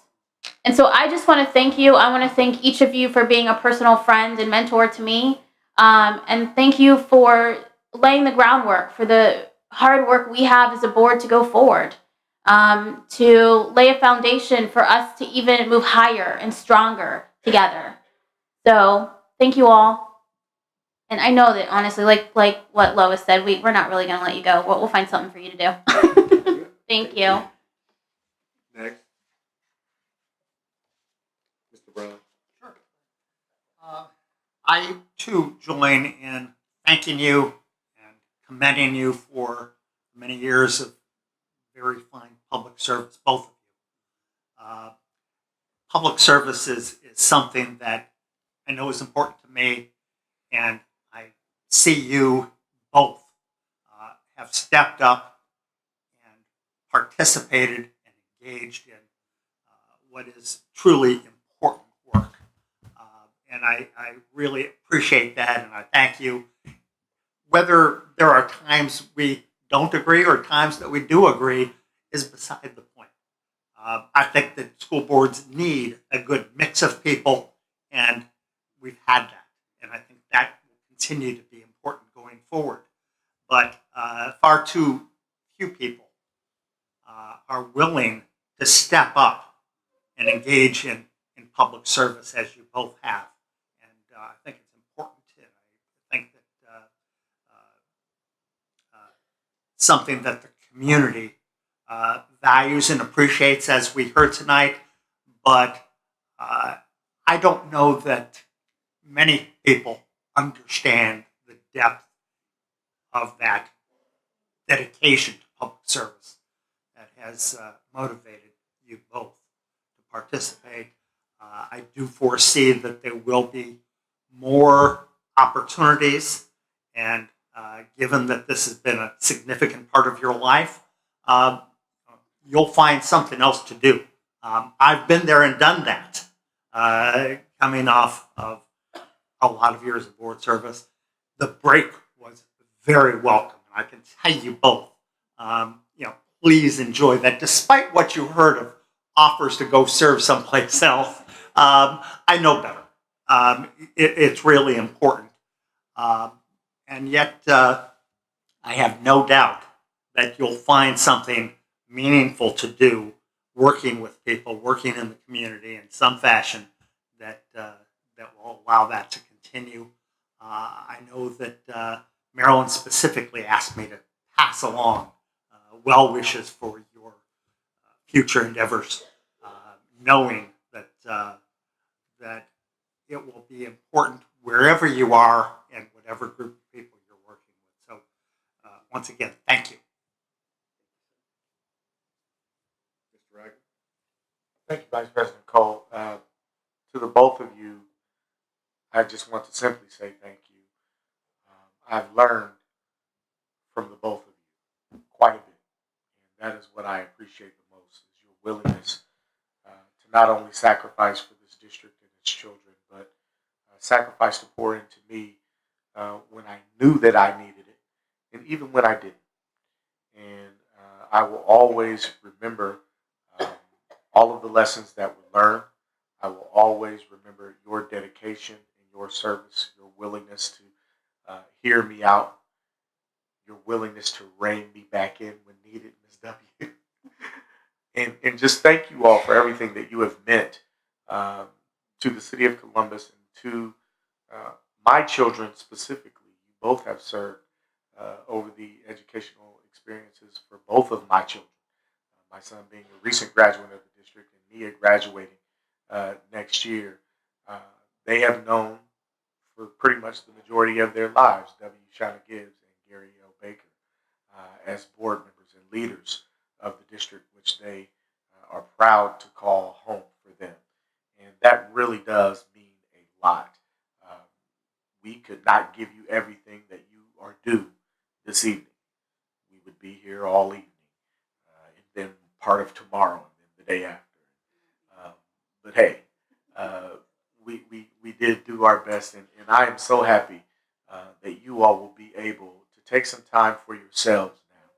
The one thing that I have learned is that this is sacrifice, and I know that both of you have sacrificed quite a bit, and I believe that God smiles upon you for that. And so do take that time. Don't be in a rush to get back. Your families both need and love you, and they need that time that you are going to be able to give to them. And then when you two are ready, you will find some way to bless this city as you have for over the 25 years that you have both combined in your service and leadership in this Columbus City Schools District. Thank you so much for everything that you have meant to me. Please keep your phones on, because I'm going to want to be calling again. But thank you so much for everything that you've done. Thank you, President, Vice President. Ms. Reyes. Even though I should go last, the then senior member after, or two folks, that's okay. I will. So I am not a singer. There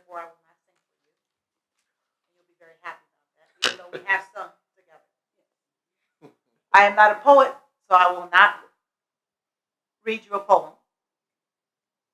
I am a musician, but you probably don't want to hear my trumpet playing after several years of not practicing. But I have served 10 years with both of you. So I want to thank you for your hard Don't start. I want to thank you for your hard work and dedication. And I want you to know it's much appreciated. To sit on this board with you has been a true pleasure. You've been an example to others, as it has been stated. Both of you have grown up in this district, not only as children, as students in the district, but as community members and participants of this board. As it's been stated, Ms.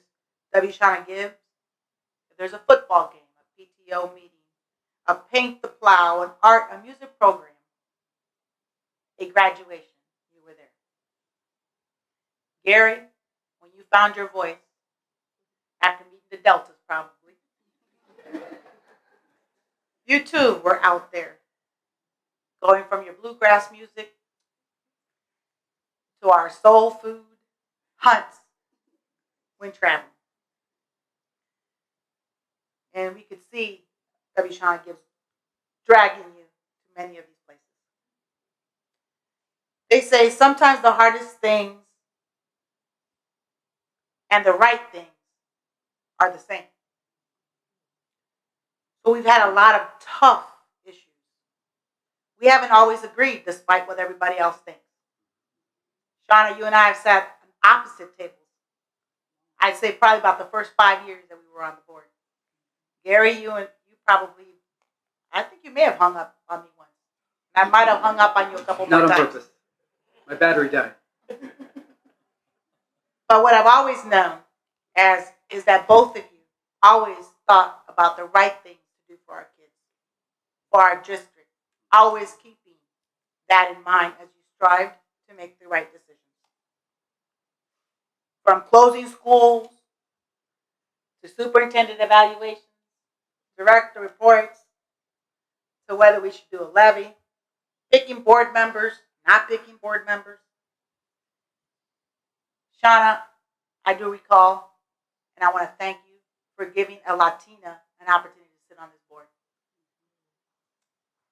I know there were people that thought that it wasn't time for that for this board.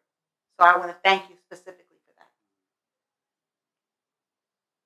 My favorite quote from you that you've always given me and I've lived for and lived with is nobody can represent you better than you. And I've tried to strive that, and I will continue to strive to make sure that I do the right things that I've learned from you, even though I'm your senior. Gary, you're smart, and you always say, oh my. Will always be remembered. So I want to thank you both. I agree with everybody. We will see you again. We will see you still. Probably on January 1st, 2nd, 3rd, 4th, 5th, and on.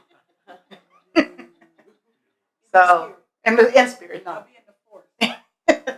So again, thank you. Thank you both for being true board members and personifying what it means to be hardworking and dedicated to this district. I wanted to take the opportunity and brevity because we still have a small piece to yet convene for you that's special. I've had the opportunity to serve on this board for you and with you for 6 years now. And 4. I've been friends with you all for as long as I've lived in this city. I met you, W. Shauna Gibbs, the night I crossed Alpha Phi Alpha Fraternity Incorporated. I met you that night. And we became very close friends and have been ever since. Gary, I met you as a West Side resident in the Westgate community. Somebody I approached and said, hey, I'm interested in being on this area commission. What do I need to do? took me in, you showed me the ropes, you gave me deep understanding of the rich history and context of the West Side. Someone who comes to this city as an install, you opened your arms to me and showed me a lot of different things about the way of the West Side. I love you both dearly. This has not been very easy for me. It is not. It has not been easy for me because we have developed a flow together. We have. We've developed a flow. It is not a flow that is about a majority or a minority. It is a flow about mindset and work that comes with that. In fraternal life, in sororital life, we call it one head. We call it one head, where everybody lines up from shortest to tallest, and everybody understands what it is. And the ace, Brother Sandy, passes it back all the way to the tail. The ace says it back, and the message is carried, and the work is done. I heard someone say, and I think it was our fellow Sister Delta out there who said that work is the currency. And it is that mindset that I think that has carried us forward together in a way that has been productive, in a way that has utilized creative tension. Creative tension, folks. A mindset that's undergirded with service and knowing that we're here to solve problems. Not here to be the brightest and the best in the room. Not here to make sure my idea is the one that happens. But actually here to solve our problems. You have led with that kind of mindset. You're a steady hand, Gary. A steady hand. A steady hand. You, if there was another career or life for you, it would probably be that of a surgeon. Someone who can walk right into the room and with a steady hand, hold that heart. With a steady hand, carve with that scalpel. Shauna, you have been an amazing force of will, of intellect, of institutional knowledge, of love, of peace even. And the other person I would attribute that to is my brother Brian out there as well. You are two people who definitely, in the room, when we're having those kind of discussions, brought peace. You've been a calming force to me. I can call you and have that other kind of discussion. You understand? But we understand each other, and we get back on track, and we get our work done. This has been a very tough time for me. Folks are kind of looking at me like, so how do you feel, Mike? I feel as though, a part of me feels as though you are leaving. I ain't crying. I don't do that. Come on now. Now, you're not my baby graduating high school yet. But there was a part of me that struggled with feeling left. I'll be very honest. I'm okay. My strength is in my vulnerability. It is. It's in my honesty. I felt like you all are leaving. We've got some pivotal stuff to do. We just brought in a dynamic leader. You guys are walking away. I was willing to fight to the teeth. I didn't care what anybody thought. I didn't care about no party. I didn't care about anything. I was willing to fight to make sure that you all were successful. But at the same time, I had to, as resolute as I was to that endeavor, I had to be as equally resolute to understanding what your sunset is, the value in that, and the fact that you want a life beyond this. And I got to let go. I've got to let go. So I close with this thought that I love you both. You have been a tremendous influence on me, my children. Y'all know my family. My children love you. I just thank you for your service. I thank you for everything you have been, are, and will continue to be to the city of Columbus and so many who come in contact with you. With that in mind, Paul Paul, I'd like the opportunity, if we can, to tee up just a brief video with some folks in the community who had some warm words and thoughts about our board leaders.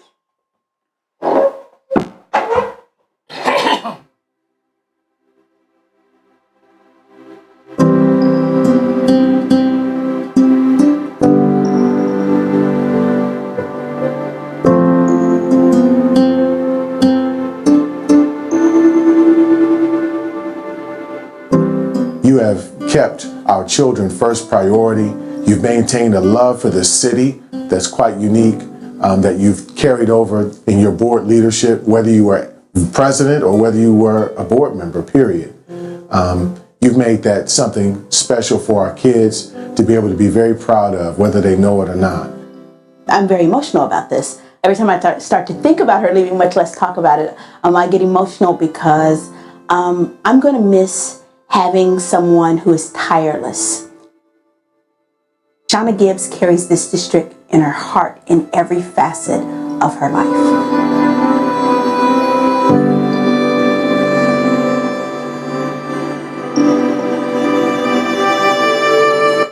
Mr. Baker, I wish you weren't taller than I was, because normally in all of the pictures that we've had taken together, you're skying somewhere next to me.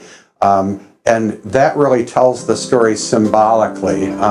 We're going to miss you because you've skied here with the skyscrapers in Central Ohio, and you have too left quite a legacy that the rest of us will attempt to live up to. Shauna and I met each other when she was 15 years old at the Columbus Urban League. I was the president and chief executive officer. And she was in a program called OBT, Operation Brightside Team. She was shadowing me. Then I said I wanted to meet your parents. She took me to meet her mother and father. We sat and we talked. And I said, I see something in her, and I'm gonna do all I can to bring that out of her. And I have one condition: she has to go to school and get a degree. And every summer for 4 years, she could come back and work at the Urban League for the summer. Then when her parents died, mother and daddy, I became a surrogate father for her.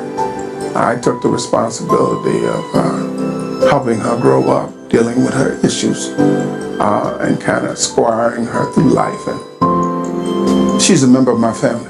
And when we meet for dinner or do activities, Shauna joins right in as a member of our family. And in public, I call her my daughter. Shauna and Gary have always put kids first, and that's what City Year is about.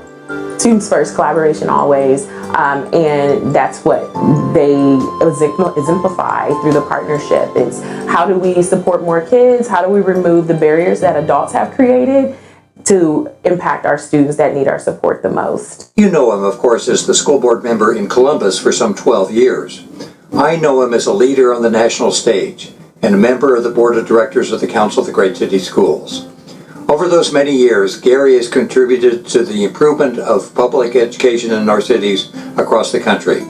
As a coalition, we are stronger and better off for Gary's advocacy and abiding commitment to public education, particularly in our urban areas. At a time when public education is under assault on many fronts, we could always count on Gary's clear voice and stalwart presence to remind the nation why we fight to keep public education strong. If we had more Gary Bakers, then we could declare victory. Gary, thank you for everything you've done. Congratulations on your great work, and stay in touch. Mr. Baker has been a show of leadership for me in a way that shows a steady hand. A steady hand. I teased him one time. I saw him at a gas station, and I thought I would just try to harass him to see how he would respond.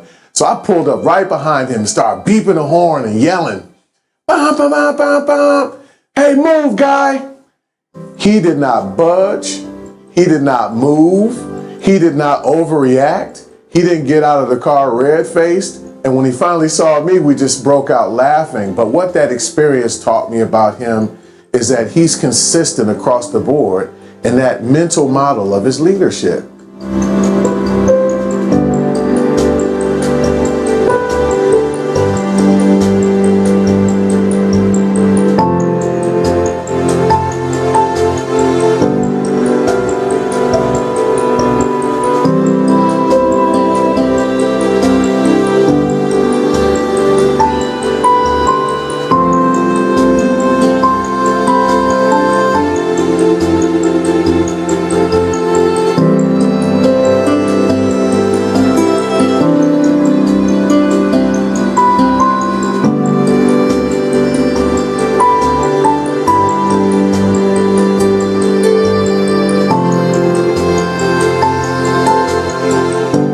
Ms. Gibbs has been a tremendous asset to Columbus City Schools and this community.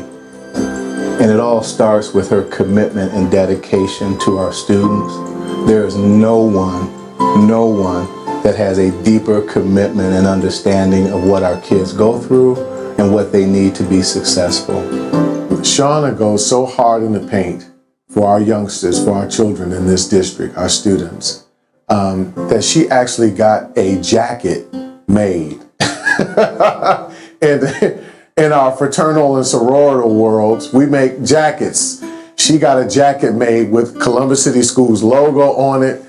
The year that she was elected into the school board, her name on the back, Gibbs for Kids. Everything about her is definitely Gibbs for Kids.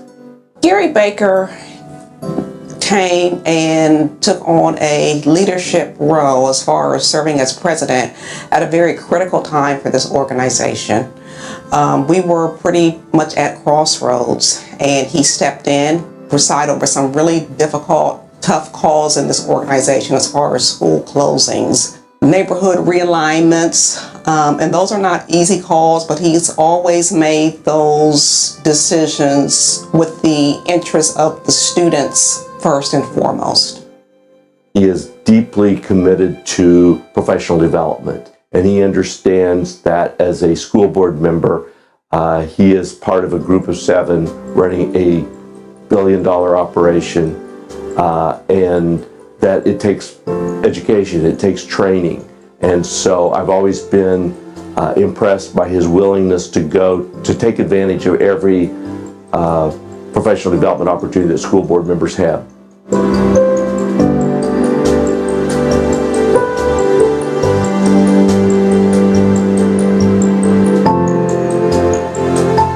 Hey, Shauna and Gary, congratulations on the occasion of your final board meeting. Your hard work and perseverance on behalf of the students of Columbus City Schools will be long remembered. Shauna, you know what I'll remember about you. Come on, say it with me. No surprises. And Gary, I will remember the respect you showed me in seeking my opinion and counsel on oh so many issues.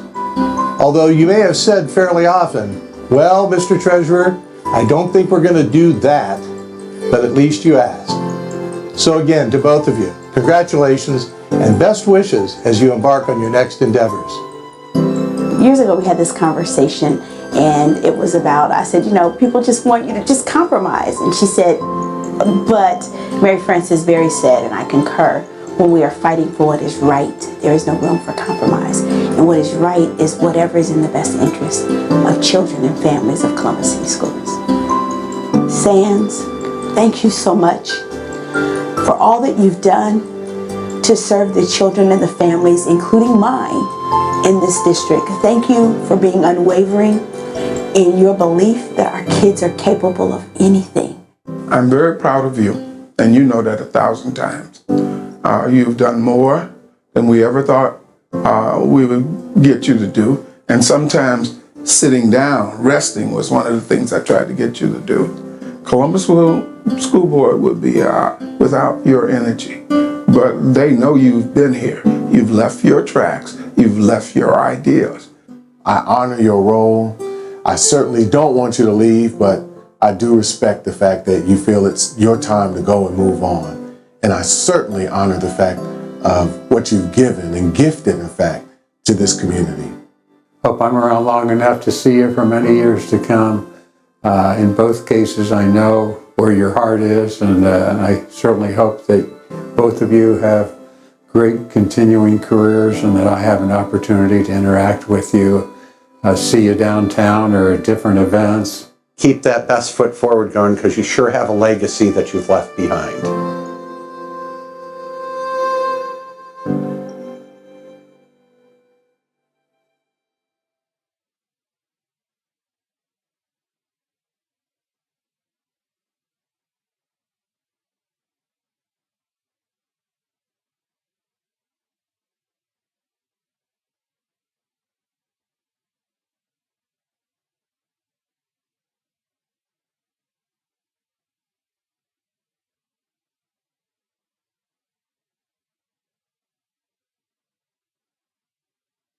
all of the team that helped put this piece together. You guys did an awesome, outstanding job. Thank you again so much.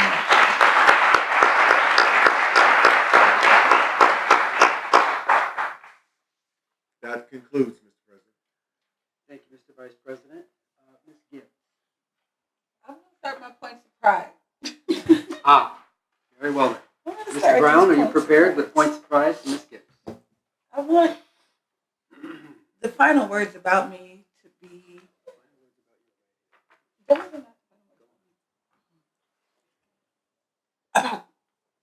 our district and about our community and about our children. So, a few points of pride. You shared it. I can't say enough about these schools: Mifflin Middle School, Burroughs, Columbus Alternative, Columbus Spanish, and Watkins. Just congratulations to all of the teams and the staff. Give them a round of applause.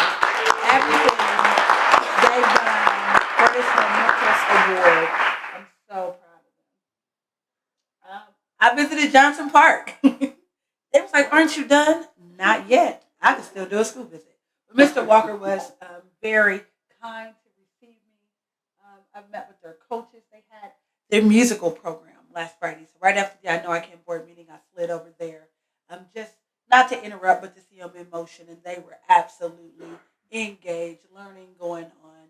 The students at lunch helping all of the students. They have a number of inclusion classrooms, and they were just full steam ahead getting the work on. So I do appreciate the work that's over at Johnson Park. If you get a chance and you want to find a school to partner with, think about Johnson Park. You're in trouble, Yolanda. But the HBCU homecoming is coming up. It is right here on Saturday, December 28th. I am a proud graduate of Clark Atlanta University. And I love someone from Kentucky State University, but I love all of my HBCUs, and I love everyone. I love you, Trini. I love all of our HBCUs. They give our students a lot of opportunities. So if you get a chance, come by. That will be my last official act as a school board member. How about that? Right on Saturday, September 28th. And we accept all students. Just because it's an HBCU, we have students from every race and background attend HBCUs from all across the world. So we're so grateful for that. Y'all talked about Erin Pink. Give the Girl a Mic is coming up. If you know a young lady who would like to participate, they are now accepting applications, and you can sign up to Give the Girl a Mic. We met her, Erin, when she came to the board. And as all of you were reminded of all of my colleagues on the board, I've worked at each and every one of your daughters. I went to DC with yours. Nia and her beautiful cotillion yesterday. She was gorgeous. On Sunday, your daughter at Cobb filmed your daughter at Washington and Carrington. I've worked with all of your daughters, so I am an unapologetic advocate for young girls. And so you might want to take advantage of that. I prepared a few words, and as I look in the audience and I see people, I knew that I needed to share this words. I see DeJuan, I see Lisa Casey Dickerson and Lori Diaz, my sons Tisha Carroll, and Police Chief Kimberly Spears. OSU Police Chief Kimberly Spears McNatt, would you please stand up? She's trying to really blend in and be. Yes. And Tisha, stand up too. That's my sans. And the amazing T Street over there. That's my sans too. Our line was very tight. But I wanted to prepare some words. I'm glad that everyone is here. I'm glad that Dr. Barbara Spencer Ayers is here, and Crystal Boyce was here. And all of the people was here. But when I thought about it, I wanted to share a few words. And it's called Before My Sentence Ends. I should look at some of these photos. My cousin Kyra Moore is in proud graduate of Franklin Middle School and the Columbus Alternative High School. Wave, Kyra. Kyra is always my she's my strong backbone when I get weary. But it says, before my sentence ends,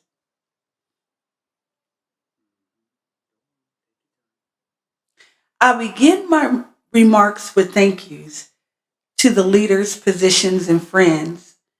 And you'll be wondering if I call your name before my comments end.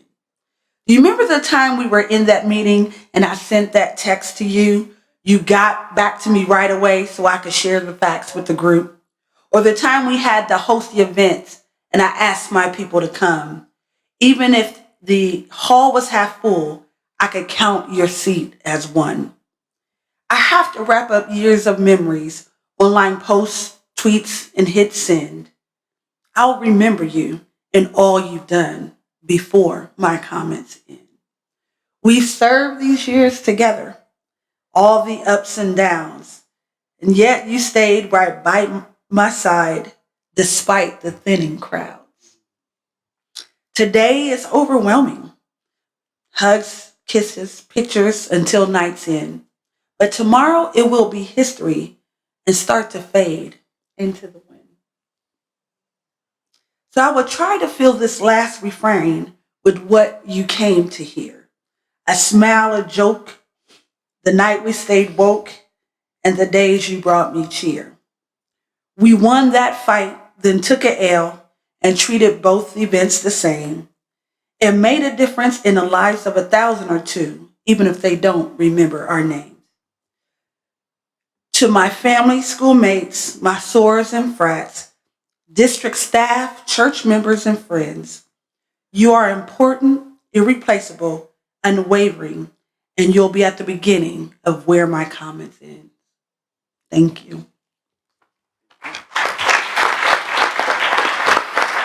President Baker, you were not in attendance yesterday, but this resolution was given to you on behalf of the entire City Council to recognize you for your service, much of which has already been said. But to you, I thank you for staying at the table. I thank you for doing the right things.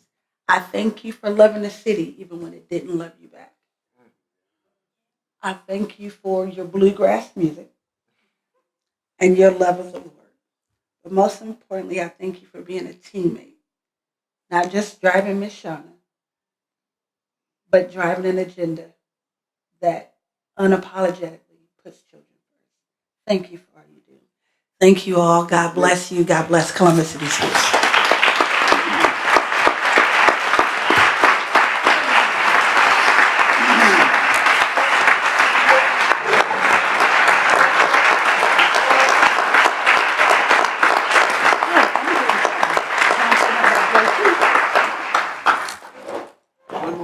And one more thing, a big thanks to Brother J.T. Ayers for all your love and support through the years. Thank you.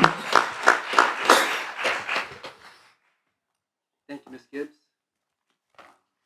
Now, I have 8:30 in the pool, so I won't be long. Okay. But I do have a few comments about my colleague, Ms. Gibbs.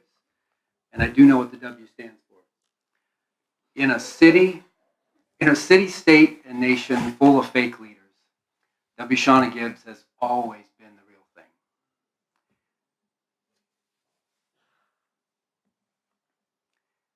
It has been an honor and a privilege to serve with her during the last dozen years. Board Member Gibbs and I have done all kinds of things together. Marched in parades. We protested injustice. Anyone remember Senate Bill 5? Mourned together at the loss of students and team members. We've gone to conferences and workshops together. We've celebrated district accomplishments together. So Board Member Gibbs really has become my board wife. And I'm fine with that. That's great. JT, I'm sorry. There is no other way to say it. However, despite the relationship you see now, we've not always gotten along or been on the same page. We've disagreed and been on different sides of issues many times over the years. My first few years on the board, in fact, saw frequent disagreements between us. This all changed, however, when she and I spent a few days together at a conference many years ago with colleagues from around the country. I saw her speaking and advocating passionately on behalf of students and families. I saw her speaking not just for some students or some families, but all of our students and all of our families. It was also at this conference that I learned that board members from around the country all knew and respected her. They spoke to her and about her as an equal and even as an exemplar in the struggle to provide the very best possible public education to our students. I've watched her fight for what she believed was right. I've watched her fight for justice for our students. And as the war against public education continues to rage on, as privatizers and other public school opponents like ALEC have attacked teachers and administrators and unions and associations and boards of education, and as our own state has refused to adequately fund public education, while at the same time labeling underfunded districts as failures, Board Member Gibbs has stood as a stalwart in the battle for our students' futures. She has taken more than her fair share of slings and arrows because she transcends politics and focuses on academic achievement and equity. She has sometimes angered folks whose motives are more about ego, optics, profit, politics. She has unapologetically stood in the gap between our students and anyone who did not have their best interests in mind or at heart. She has stood up for those who do not have a seat at the table in order to keep them from being on the menu. I have developed immense respect for her as a colleague, friend, mentor, and as a friend, as one of my best friends. I'll miss interacting with her on a regular basis, but I know she will continue to fight for justice wherever she goes. What else would you expect from a Delta? Godspeed, Board Member Gibbs. Thank you.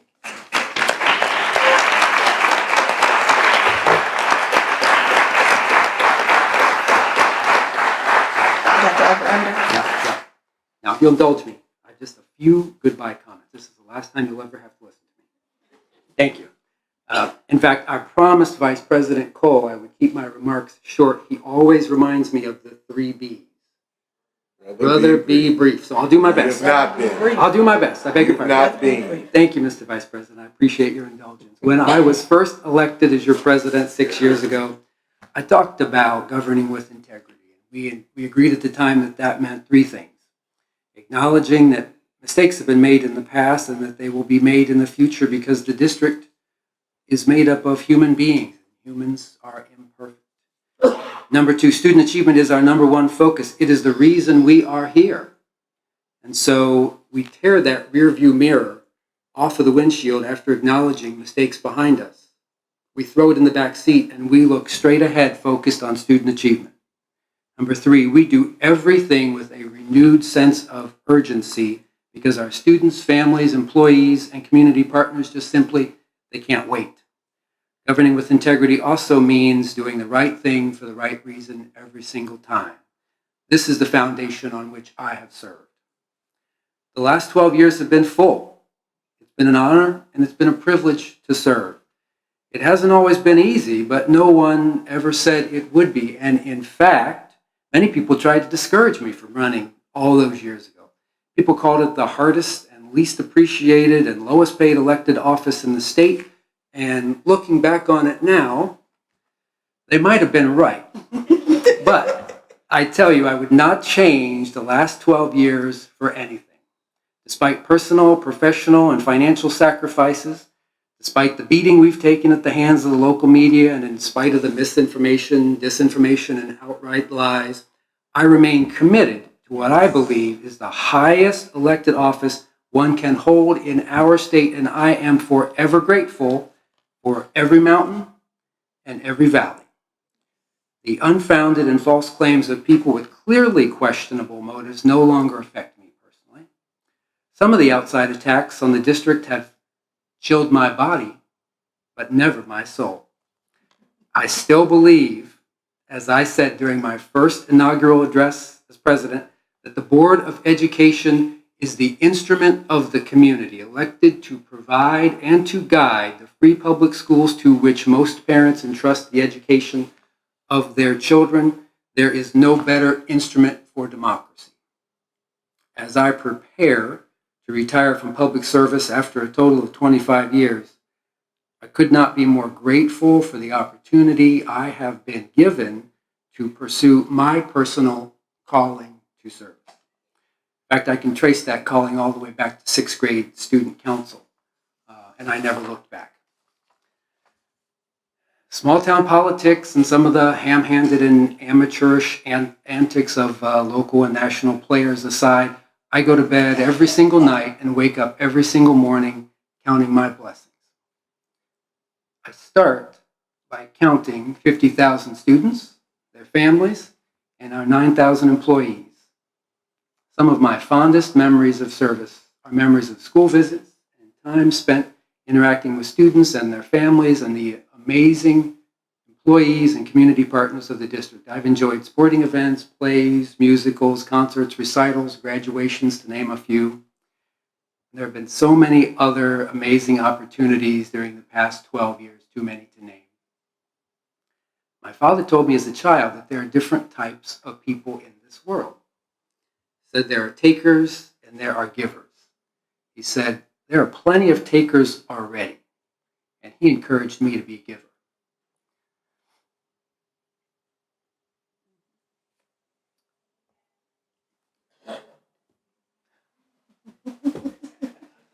I hope he is proud as he looks down on me tonight. I have remained courageously consistent in my pursuit of student achievement, and I've always believed that one must be willing to lose what one has to do what is right. And I know that stepping into the gap to become a leader makes one a target. In fact, colleagues, you've all stepped into the gap, and for that I'm grateful. Without thanking anyone else by name, because it would take too long and I would no doubt leave many out who deserve my gratitude, I'll just simply say thank you to all of you who have stood with me, with us, over the years on behalf of our children and our families and our employees and community partners. And as Shirley Chisholm once said, I remain unbought and unbossed. I did it my way, and if anyone asks you where I'm going, you can tell them I'm going up yonder. Thank you very much.